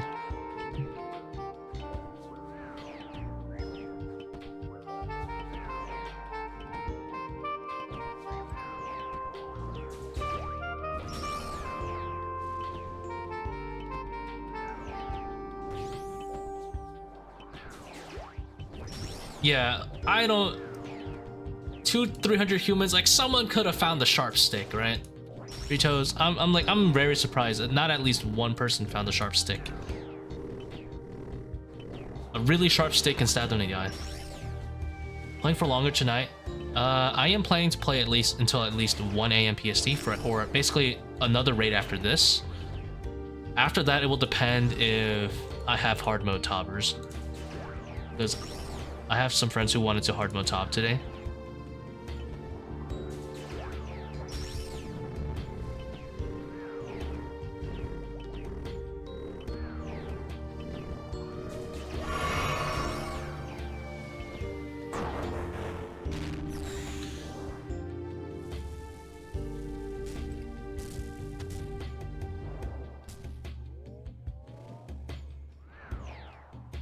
Yo, how's it going, big boy? Nice seeing you around again, man. Never mind a Google at crocodiles. Dude, crocodiles?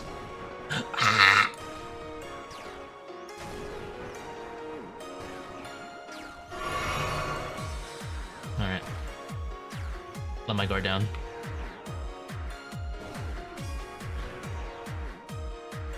Firmly grasp it. This is why we have Death Charge. Always have Death Charge. Never trust anyone, not even yourself.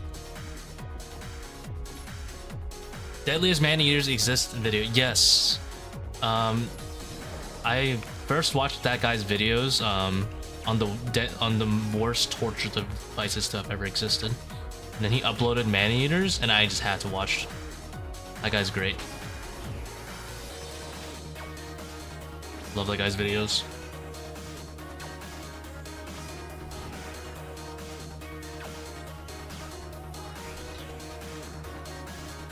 I'm plotting HMT later. Mayhaps.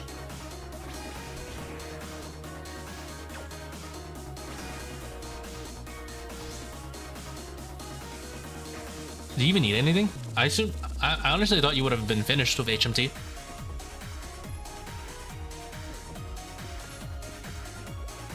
I feel like I'm one of the last oldies to have not finished the HMT grind.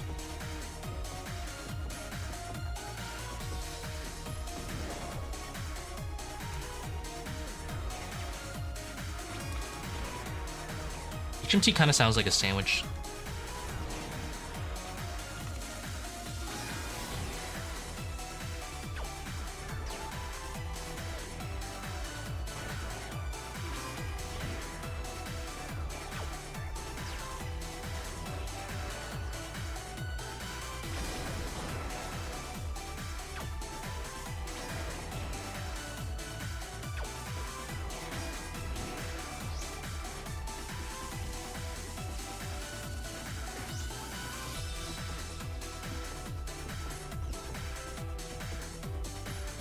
And mayo tomato. That's that does not sound very appealing. All okay ingredients, but together they create a very, very weird combination.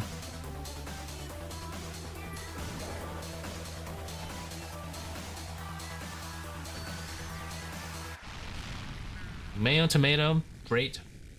On chicken, great. On ham? I don't know. And again, maybe I just see that way because I'm not really a ham enjoyer when it comes to sandwiches, except for ham and egg.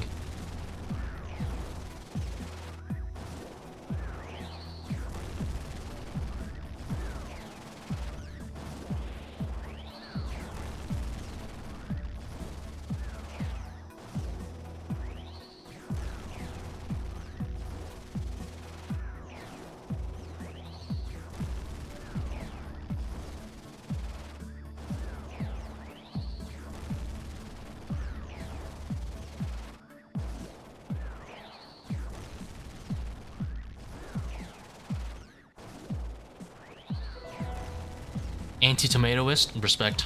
I like tomatoes, but tomatoes and mayo, I can only do that with chicken. It has to be chicken if I'm doing tomato and mayo. But I haven't really given much ham and anything a try other than ham and egg.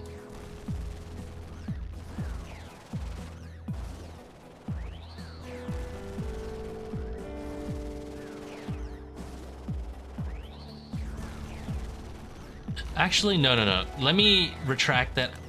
I do like a good tomato with pastrami. None of that super water, soggy bread tomato like quality though. It's got to be like at least half decent. Why do you 3 down instead of 4 down? You don't get any points after the 3rd down anyway. You can only get points up to the 3rd down. And obviously, faster is always better, right? If I could 1 down Warden, I would, obviously. If I could 2 down with the setup, I would.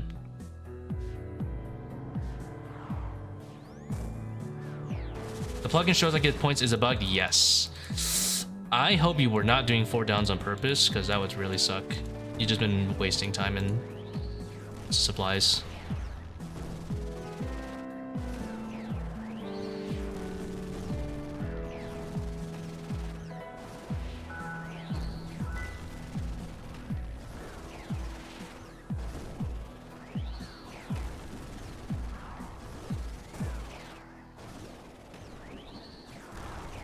Rip me, no.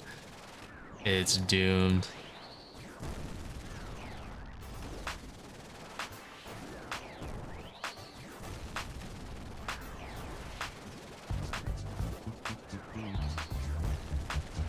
Well, at least he found that down. Better late than never, right?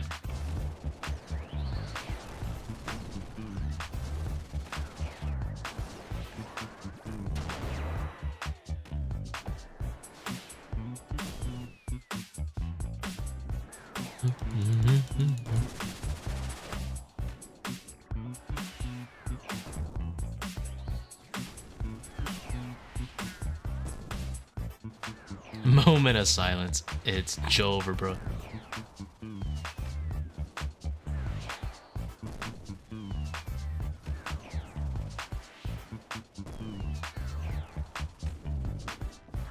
Wait, why am I proccing from back here? We're not at 20. I mean, we're not at 0% yet.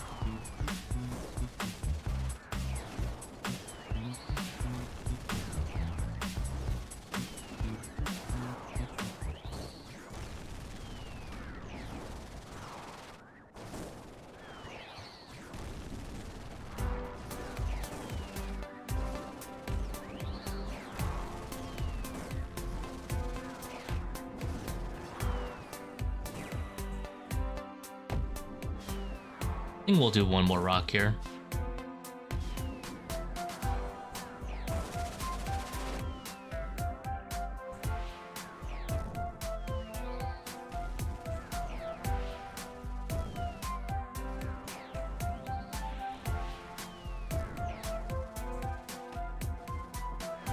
I use the one that's built into the Tombs of Amascut plugin, but it's probably bugged. The one by Lemon Duck.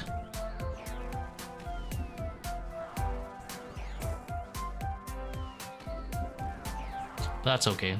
I don't 4 down anyway. As long as it gives me a rough approximation, I'll be okay with it.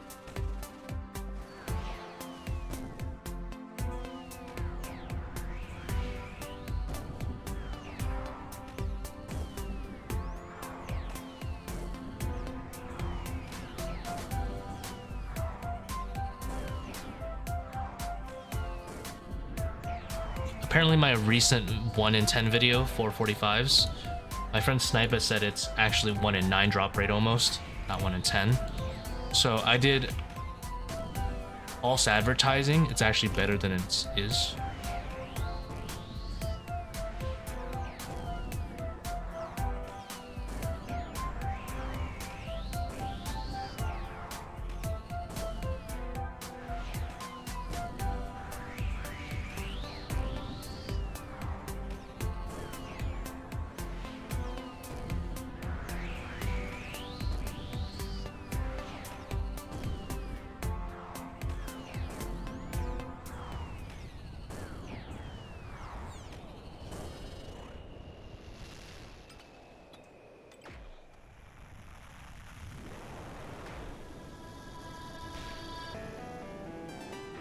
No back-to-back shadows.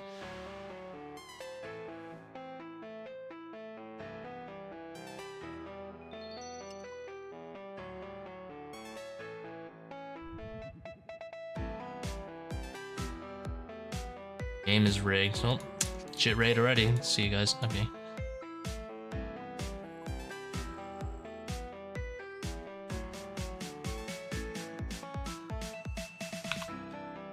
Hello.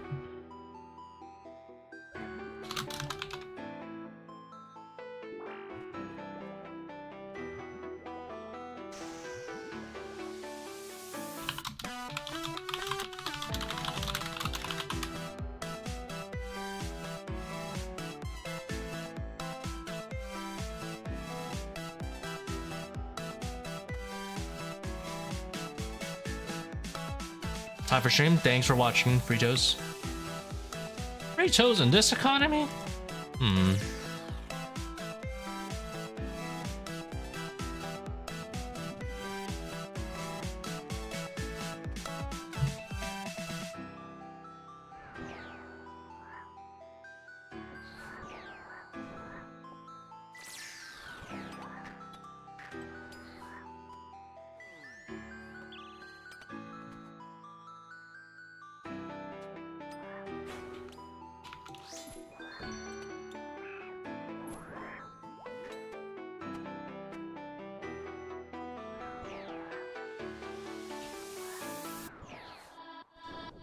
Cheers got a shadow as well. Oh my god.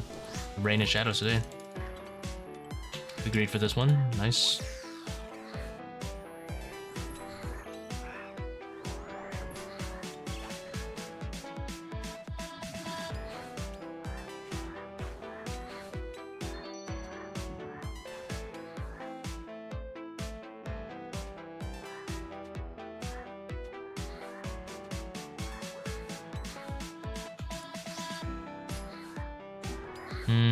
I messed up there hitting the thrall. I could have hit him ranger here.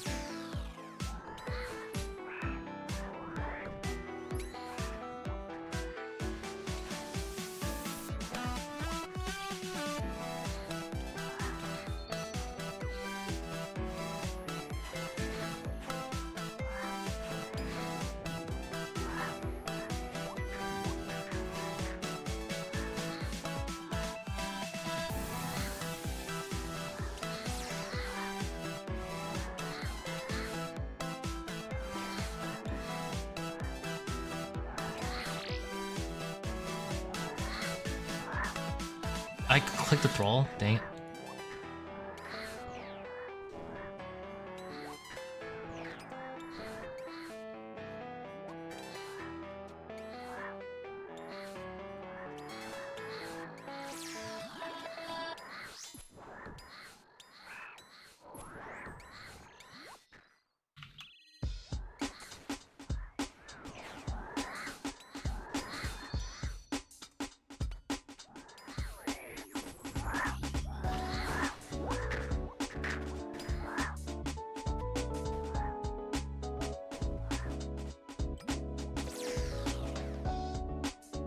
Let me in! Okay. Also never got around to learning double trouble. Hey, at some point. As long as you do it at some point. That or you can just get rich enough to never come back. Up to you.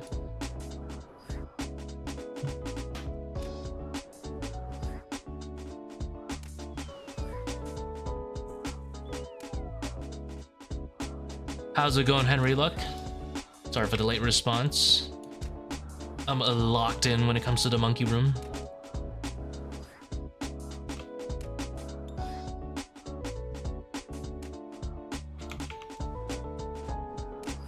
What's the too rich for ToA threshold? That's a good point. I don't know. Number goes up.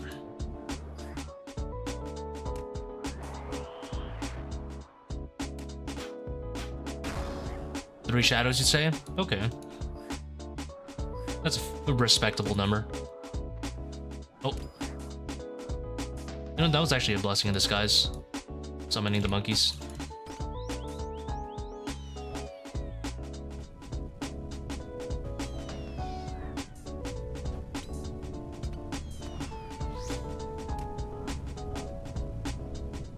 Monkey room is the hardest room.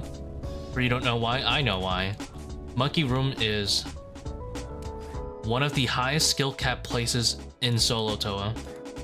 Simple as.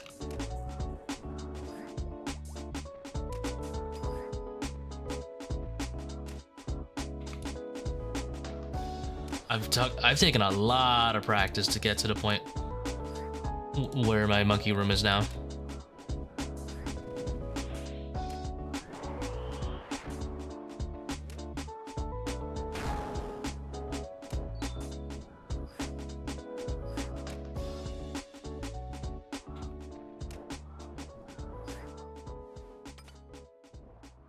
No, you're not alone.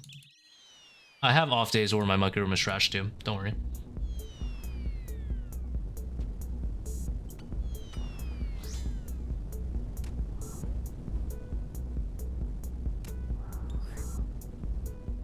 What do you think about the changes for monkey room?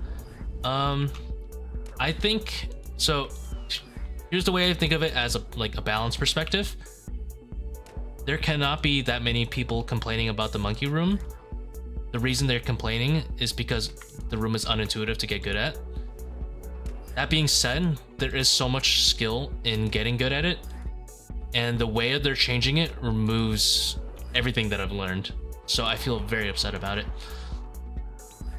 I think they can get the best of both worlds, satisfy players, you know, want to get better, desire to always improve, while maintaining a buff to players overall and consistency.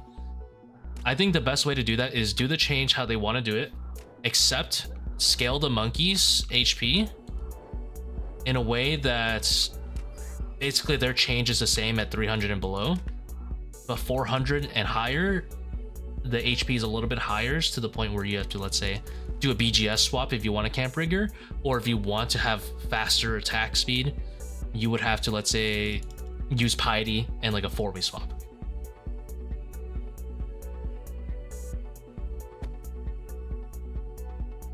For like 500s, I'm of the opinion that you should need to use something like a Void Waker and at least like a 4-way melee switch, you know, like gloves, amulet, Avernic, and Void Waker, let's say, with piety to one-shot.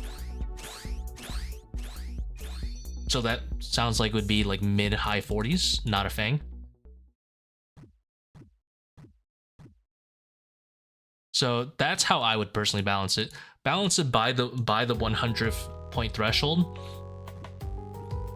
And if people really want to cheese like a 395, I think that's fair. Like a 395 rate, so they have an easier monkey room. I think that would be fair. 4 minutes good for monkey room? No.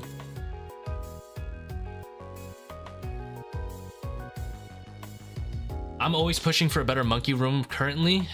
For me, anything slower than 235 is considered like my slow end.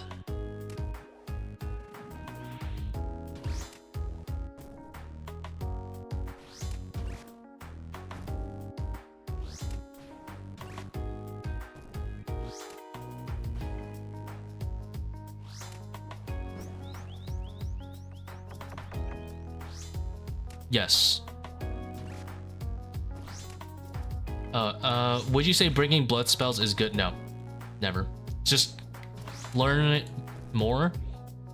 I mean, the only real problem I have with the change is that because they're not scaling the HP, 540s are going to be me camping rigger for the whole room, and I think that's very boring.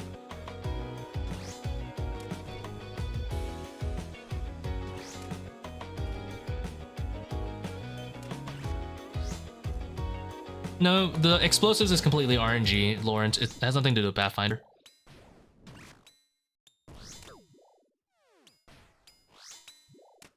Sometimes you just get like 5 shamans at the end. Not really, you can get like up to 3.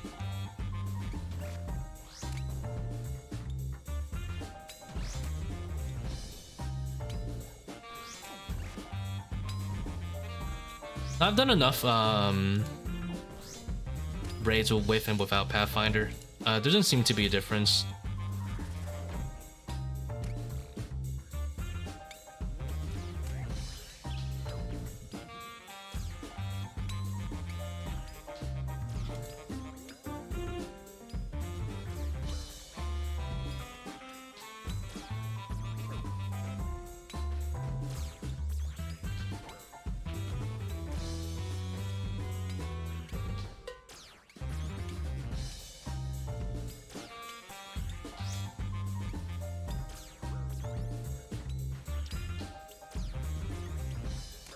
I'm unpotted. Humiliation, defeats, acceptance, bargaining, yep. Depression, all that stuff.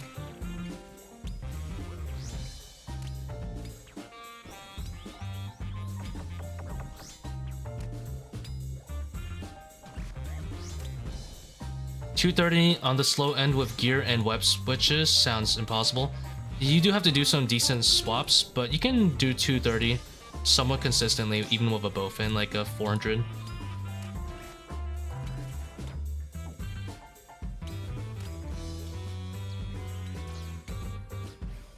Like if you watch my stream where I was doing these sub 40 attempts on 500s, which is Bofa only, pretty well, primarily Bofa, I was getting mostly like sub 3 like every single time, and Bofa's a lot worse than Blowpipe for Monkey Room.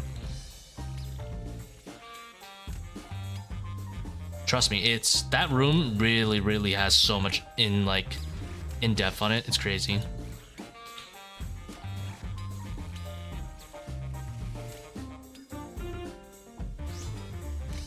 which is why I feel like I am justified in being a monkey room enjoyer, because I have put a lot of time to getting good at it.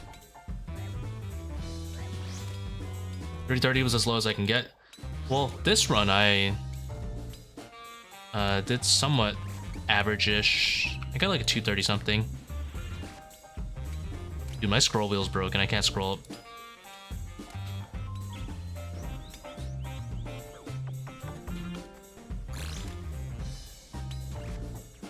$235, and I didn't even feel like I did that great. I have a 218 with a web weaver bow, but my PB with a web weaver bow is 208. I'm trying to get to the point where I can always get sub 225 with blowpipe, but I'm not there yet.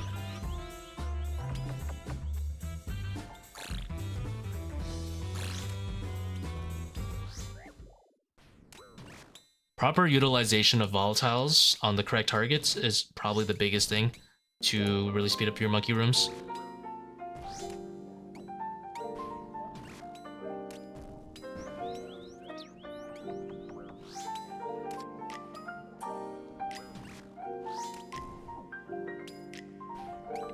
What invo do you start bringing Bone Dagger and not BGS? Specifically when you're running overly draining and you already have a shadow, pretty much. Because if you're gonna be running overly draining for some reason, if you have like a Bofa, that's very, very rare and probably not recommended, by the way, then you would still technically bring BGS for just P3 and Zebak. But most people bring overly draining in like 500 plus, where they'll also have like shadow and stuff. So usually it's like 500 plus. But theoretically could be justified at like 450, but I wouldn't really recommend it. I would say try to save it for like 500 plus.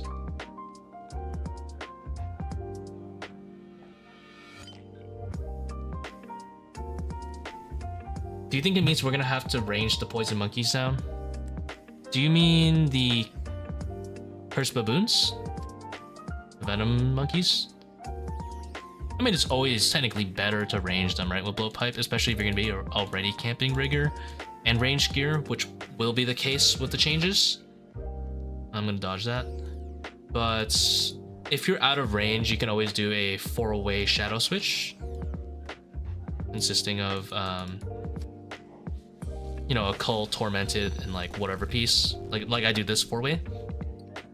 And that'll be really good to shoot while you're either like solving puzzles, setting up volatiles, or stuff like that.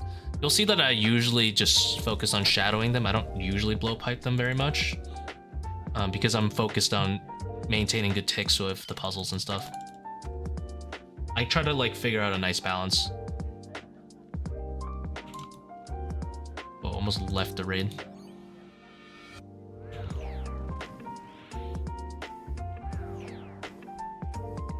What do I think about static spawns? Not a fan. I think the dynamic ones are good, but they definitely, in their current state, dynamic is not good. I think the idea of dynamic is good though. I'd rather have them in this current state than do static, but I think it could definitely do some work. The most possible, because there's one scenario that I really hate, and that's when you have 3 volatiles on one side of the map and 3 shamans on one side for the very end. That is literally the most cringe shit ever. Or volatile spawns next to you, I think is also pretty whack. I think volatile should always spawn away from the players unless, like, you know, it's like a 6 man or above and people are just like holding up next to them. So hold on. I think there should be some rules that players can exploit in the dynamic spawns, if that makes sense. I think that would be nice.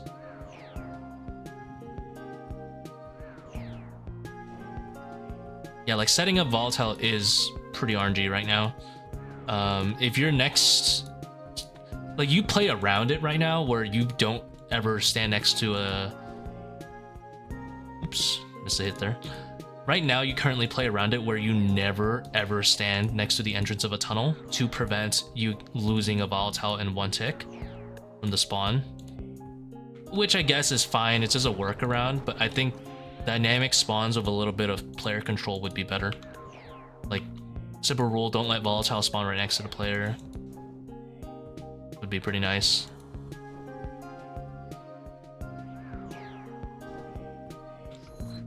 So humble. I think that would be fine. Their current way of doing it is okay.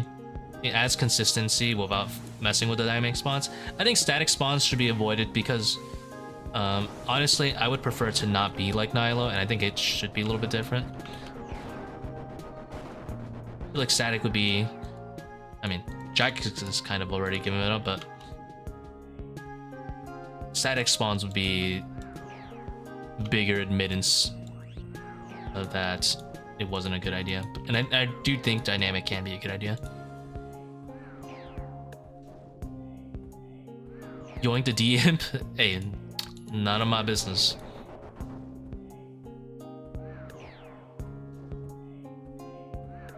Did you get an elite clue though? I always shadowed them thinking it was better. Yeah, blowpipe is better because overkill, but shadow is fine to do. Just make sure you're like not purposefully shadowing one that's like 1 HP. Try to do something with those extra ticks.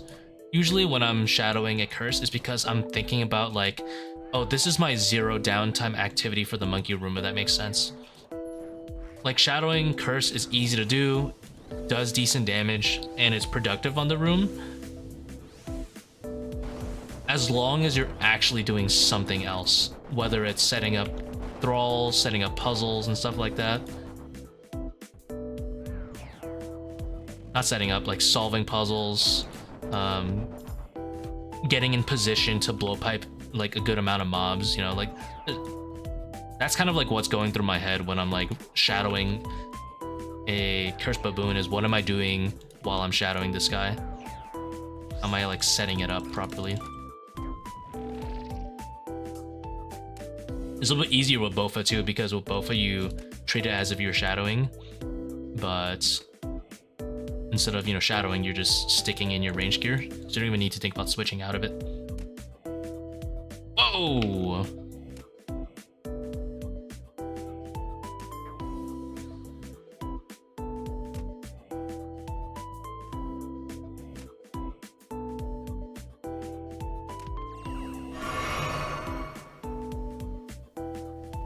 Zero damage. Do I have my invos listed in Discord or here? I do not, but you can just assume it's pretty much all of the boss invos except Medicon. I pretty much have all the supply limiting things and prayer limiting things other than quiet prayers. I have overly draining, I have no health needed, dehydro, all that stuff. And you'll quickly find out where 540 goes. And I do have Pathfinder, that's the most important one. Pathfinder is the one I have on. Not Seeker, not Master. Pathfinder.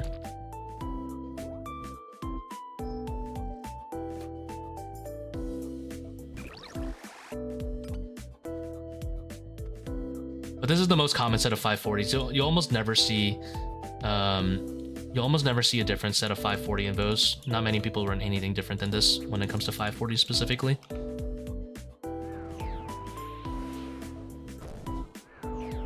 Your tunes on this stream remind me of Pokemon Gold and Silver growing up. I was kind of going for like a chill, yeah, like Pokemon, Maple Story kind of feel. You know, I've never even played Maple Story, but I listened to their tunes. So I was kind of going for that kind of vibe.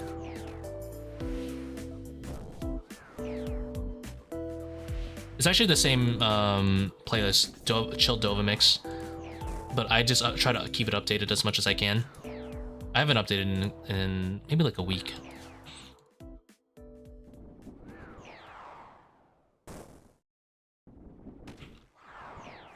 Ah.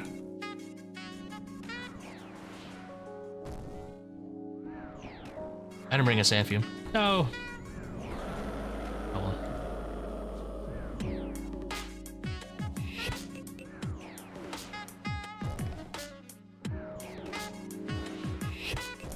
Hey Reynolds, love the vids right now. As someone who recently got Fang Kit and dropped back to 415s, which is fine. Working for back up to... we're working back up to 500, start with dehydration, and then add Akkha invos. That could be a route. Not bad idea. I would say Akkha invos are the highest priority, because if you want to get back to 500s without having it be super aids, you definitely want to have both Keep Back and Double Trouble mastered. Otherwise, you're going to have to do some annoying stuff like Quiet Prayers, Path Seeker. I wouldn't recommend either of that, any of that. For 500s, you should have basically only Walk the Path on and like the boss invos, ideally. Other than, you know, the usual. So definitely Akkha is the highest priority. Now the thing is, you can do a soft core dehydro setup if you go double power, which is fine. Nothing wrong with that. I think it would be easier to start with no dehydro and go power life if you know, don't die and don't mess up Akkha. And if you die, go double power and treat it as if it was a dehydro run. That seems like the easiest way to do it.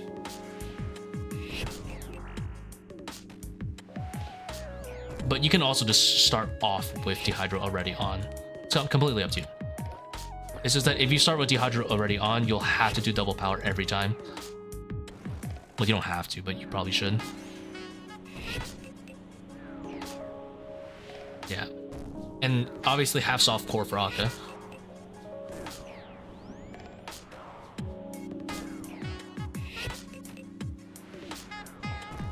Mage Zebak going hard right now.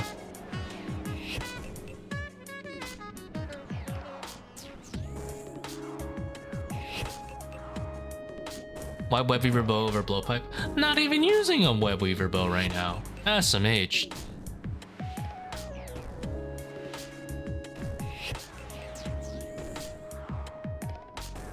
But Web Weaver bow, I believe there's an FAQ about Web Weaver bow somewhere in the description.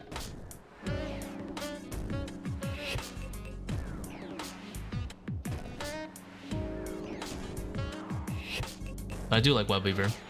It's chill, it's very chill tech. Ah, oh, really? The blood count cut? Whatever. I made 200. Guess I can't complain about that.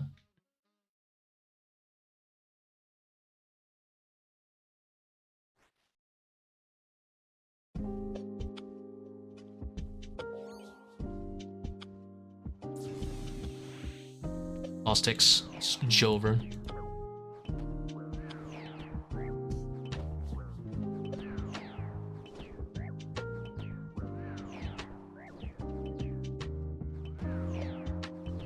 Dude, I have so much restores. Oh, I love doing chill 540s.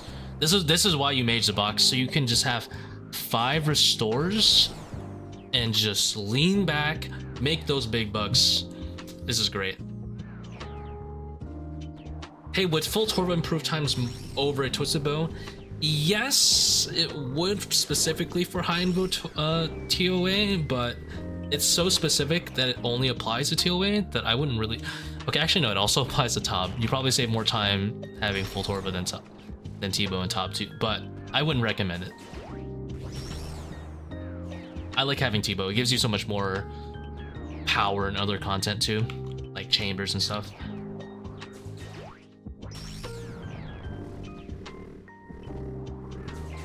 But I ain't the boss of you, you know?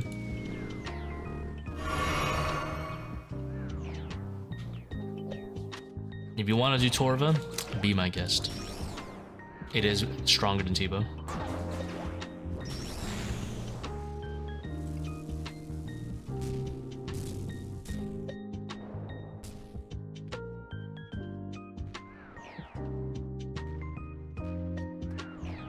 You know what? I'm keeping these Chaos Runes.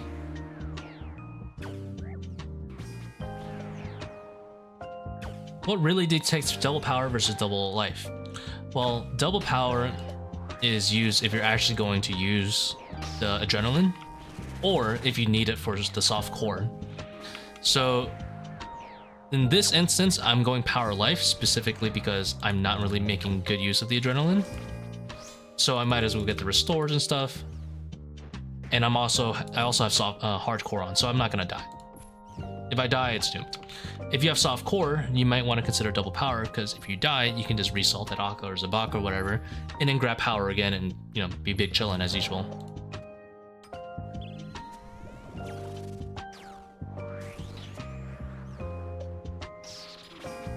So, if you already have the raid in the bag, you can just go, like, you know, Wardens. I assume you're not gonna die at Wardens, right? Surely? Surely?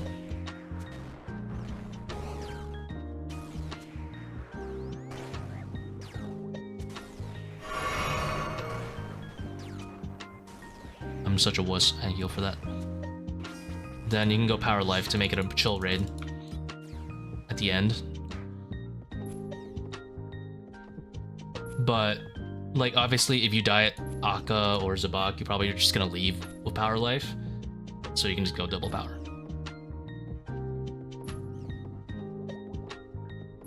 I would say just copy this setup and run it the same, and then slowly scale your invos up, and just do exactly what I told you. Just go double power.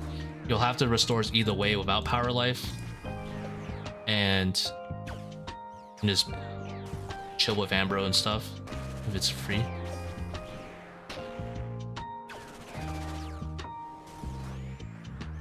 And if you end up dying, well, you can go double power and the raid is still saved.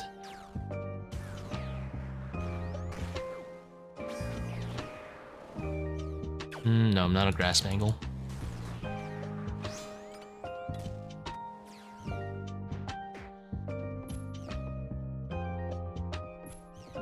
Double power, soft core, dehydro, that's a goat tech. But you don't have to run dehydro if you don't want to. 3 down possible, just Bandos, no Torva Odeon. You have to, I think, either have a Torva Helm switch, or you have to do like an AGS spec or something weird. Alongside a Torture switch, I think. Torture switch and is definitely one of the better ones though, over like Lacet.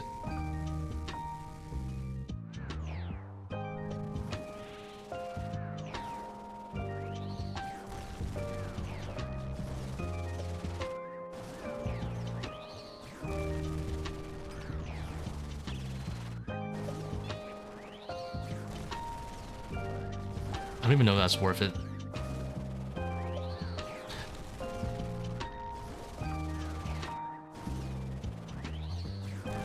But anyway, you can always do like 525s anyway with Bandos, because it'll just be this raid with overly draining off. And then you can just run DDS. Well, if you have Ultor, yeah, you could definitely, with base card Ultor, I think you could do 500s with a Lacet weapon. I would highly recommend learning 5-1 Baba in like I think a 250 is perfect. Alex? Andrew? I would say, yeah, learn 5-1 in like a 250 to 350. That's like the perfect invo to just spam it with no def invocation on. I would not do hardcore and learn it. It's the first room, just practice a bunch. I don't understand. How does he butterfly for the whole fight? So you need the invocation Stay Vigilant on. After you put on the invocation Stay Vigilant, every time he procs a special, he has a chance of switching. Now, he only has that chance of switching after his second attack or second special, each special counting for an attack. So as long as I never get hit, he'll have to wait at least until his second membrane. From then on out, it's completely RNG whether he decides to switch or not. It's not in my control if he wants to swap right on his second special.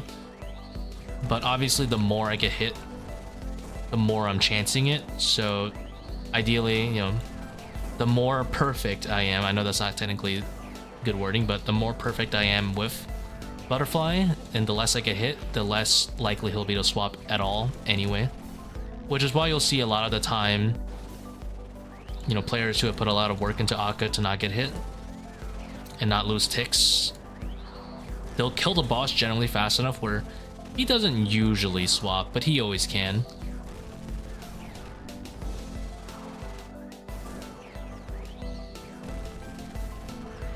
Is Double Trouble and Keep Bag different than just Keep Bag? Yes. For solo specifically, double trouble plus keep back is easier than just keep back, because every time he does the orb special, the most dangerous, in my opinion, the most dangerous part of keep back is when he does the orb special, marks you, and you start littering all these orbs on the floor while he's, you know, trying to melee you with the range attacks and stuff. That is not an issue with double trouble, because in solo double trouble, every single time he orbs, he will be going memory, so you will never have to actually deal with him. So in my opinion, if you're gonna go through the trouble of learning double trouble, put on keep back, because keep back is very, very intuitive to deal with after that. If you ever have to, like, I assume you've had the issue, like, oh, I'm fighting for arena space, I have to do like L's and stuff so I don't run into my own orbs and stuff. That's not an issue with double trouble. It's so great.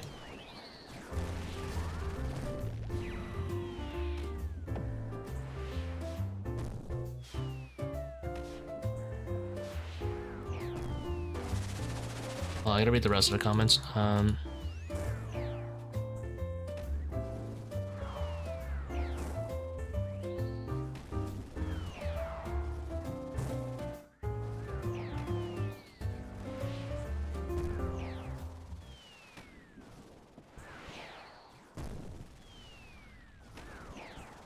Well, I practiced at 100 invo for like 2 hours yesterday.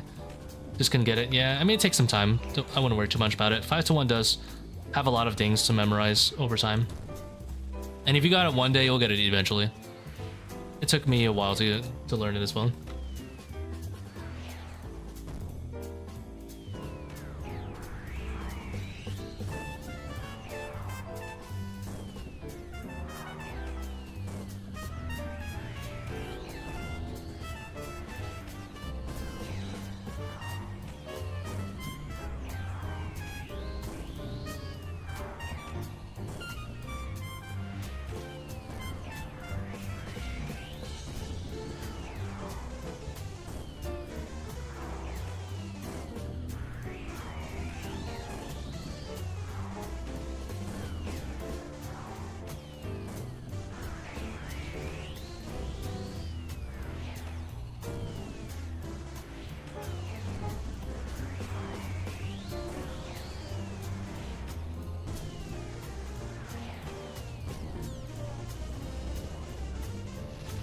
"33 minutes, full skull skipper."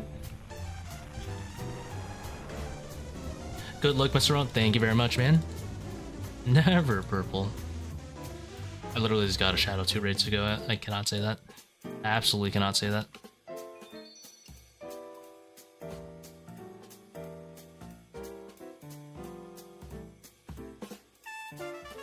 Wait, you did? Yeah, I did. Not even lying. Right here. Yeah, we did a very responsible thing and invested that into 100k brews.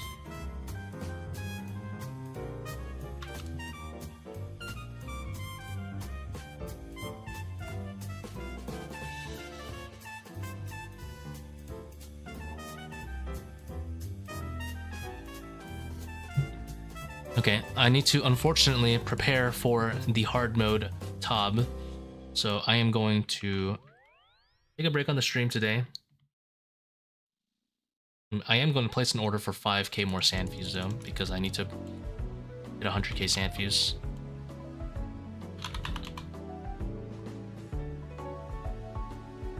Are these really that cheap? Let's go. Whoa, not that much. Something like 10k. Not that much. Okay, you know what that is that much? Like 6k.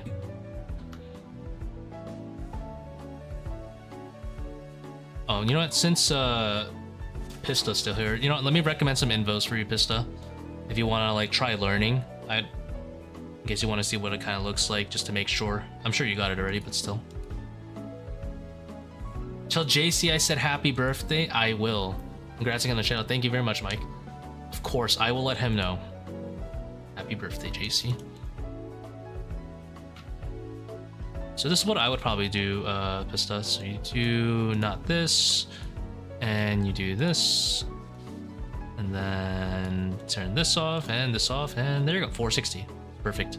Just like this. This This is a great 460 to start off with. You could turn off the Hydra too if you want to do 430. And then I would probably add on Hydro.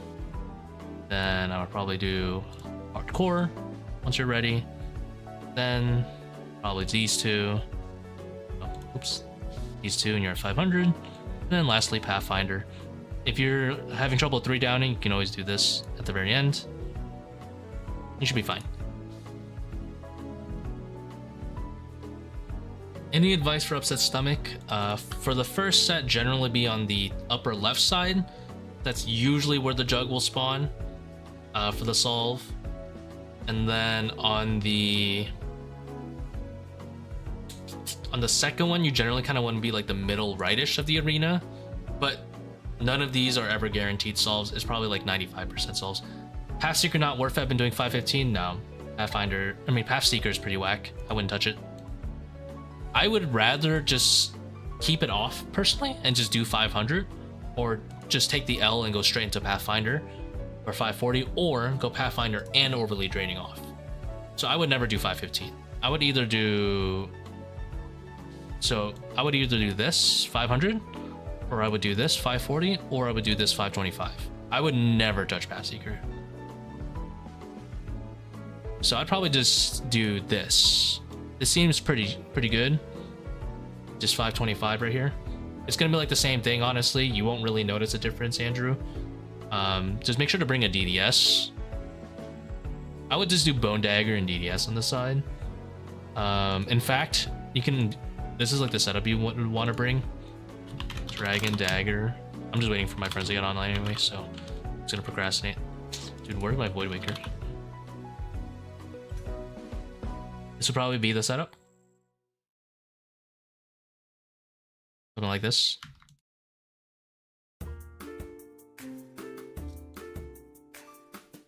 If you're having trouble with the prayer usage of it, you can bring a Saradomin Godsword and use it for P2 at the end of all your DDSs, and that'll be fine too.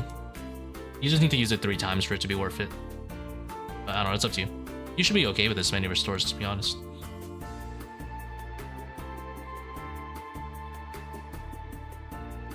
I keep touching the poison pools.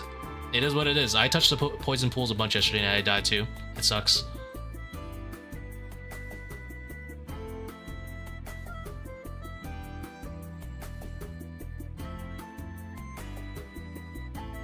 Gotta get that Infernal Cape, man. You gotta do it. It's good motivation. 16 bill plus this. But thank you guys for watching. Have a good night, guys. Thank you for tuning in. Big monies today, finally.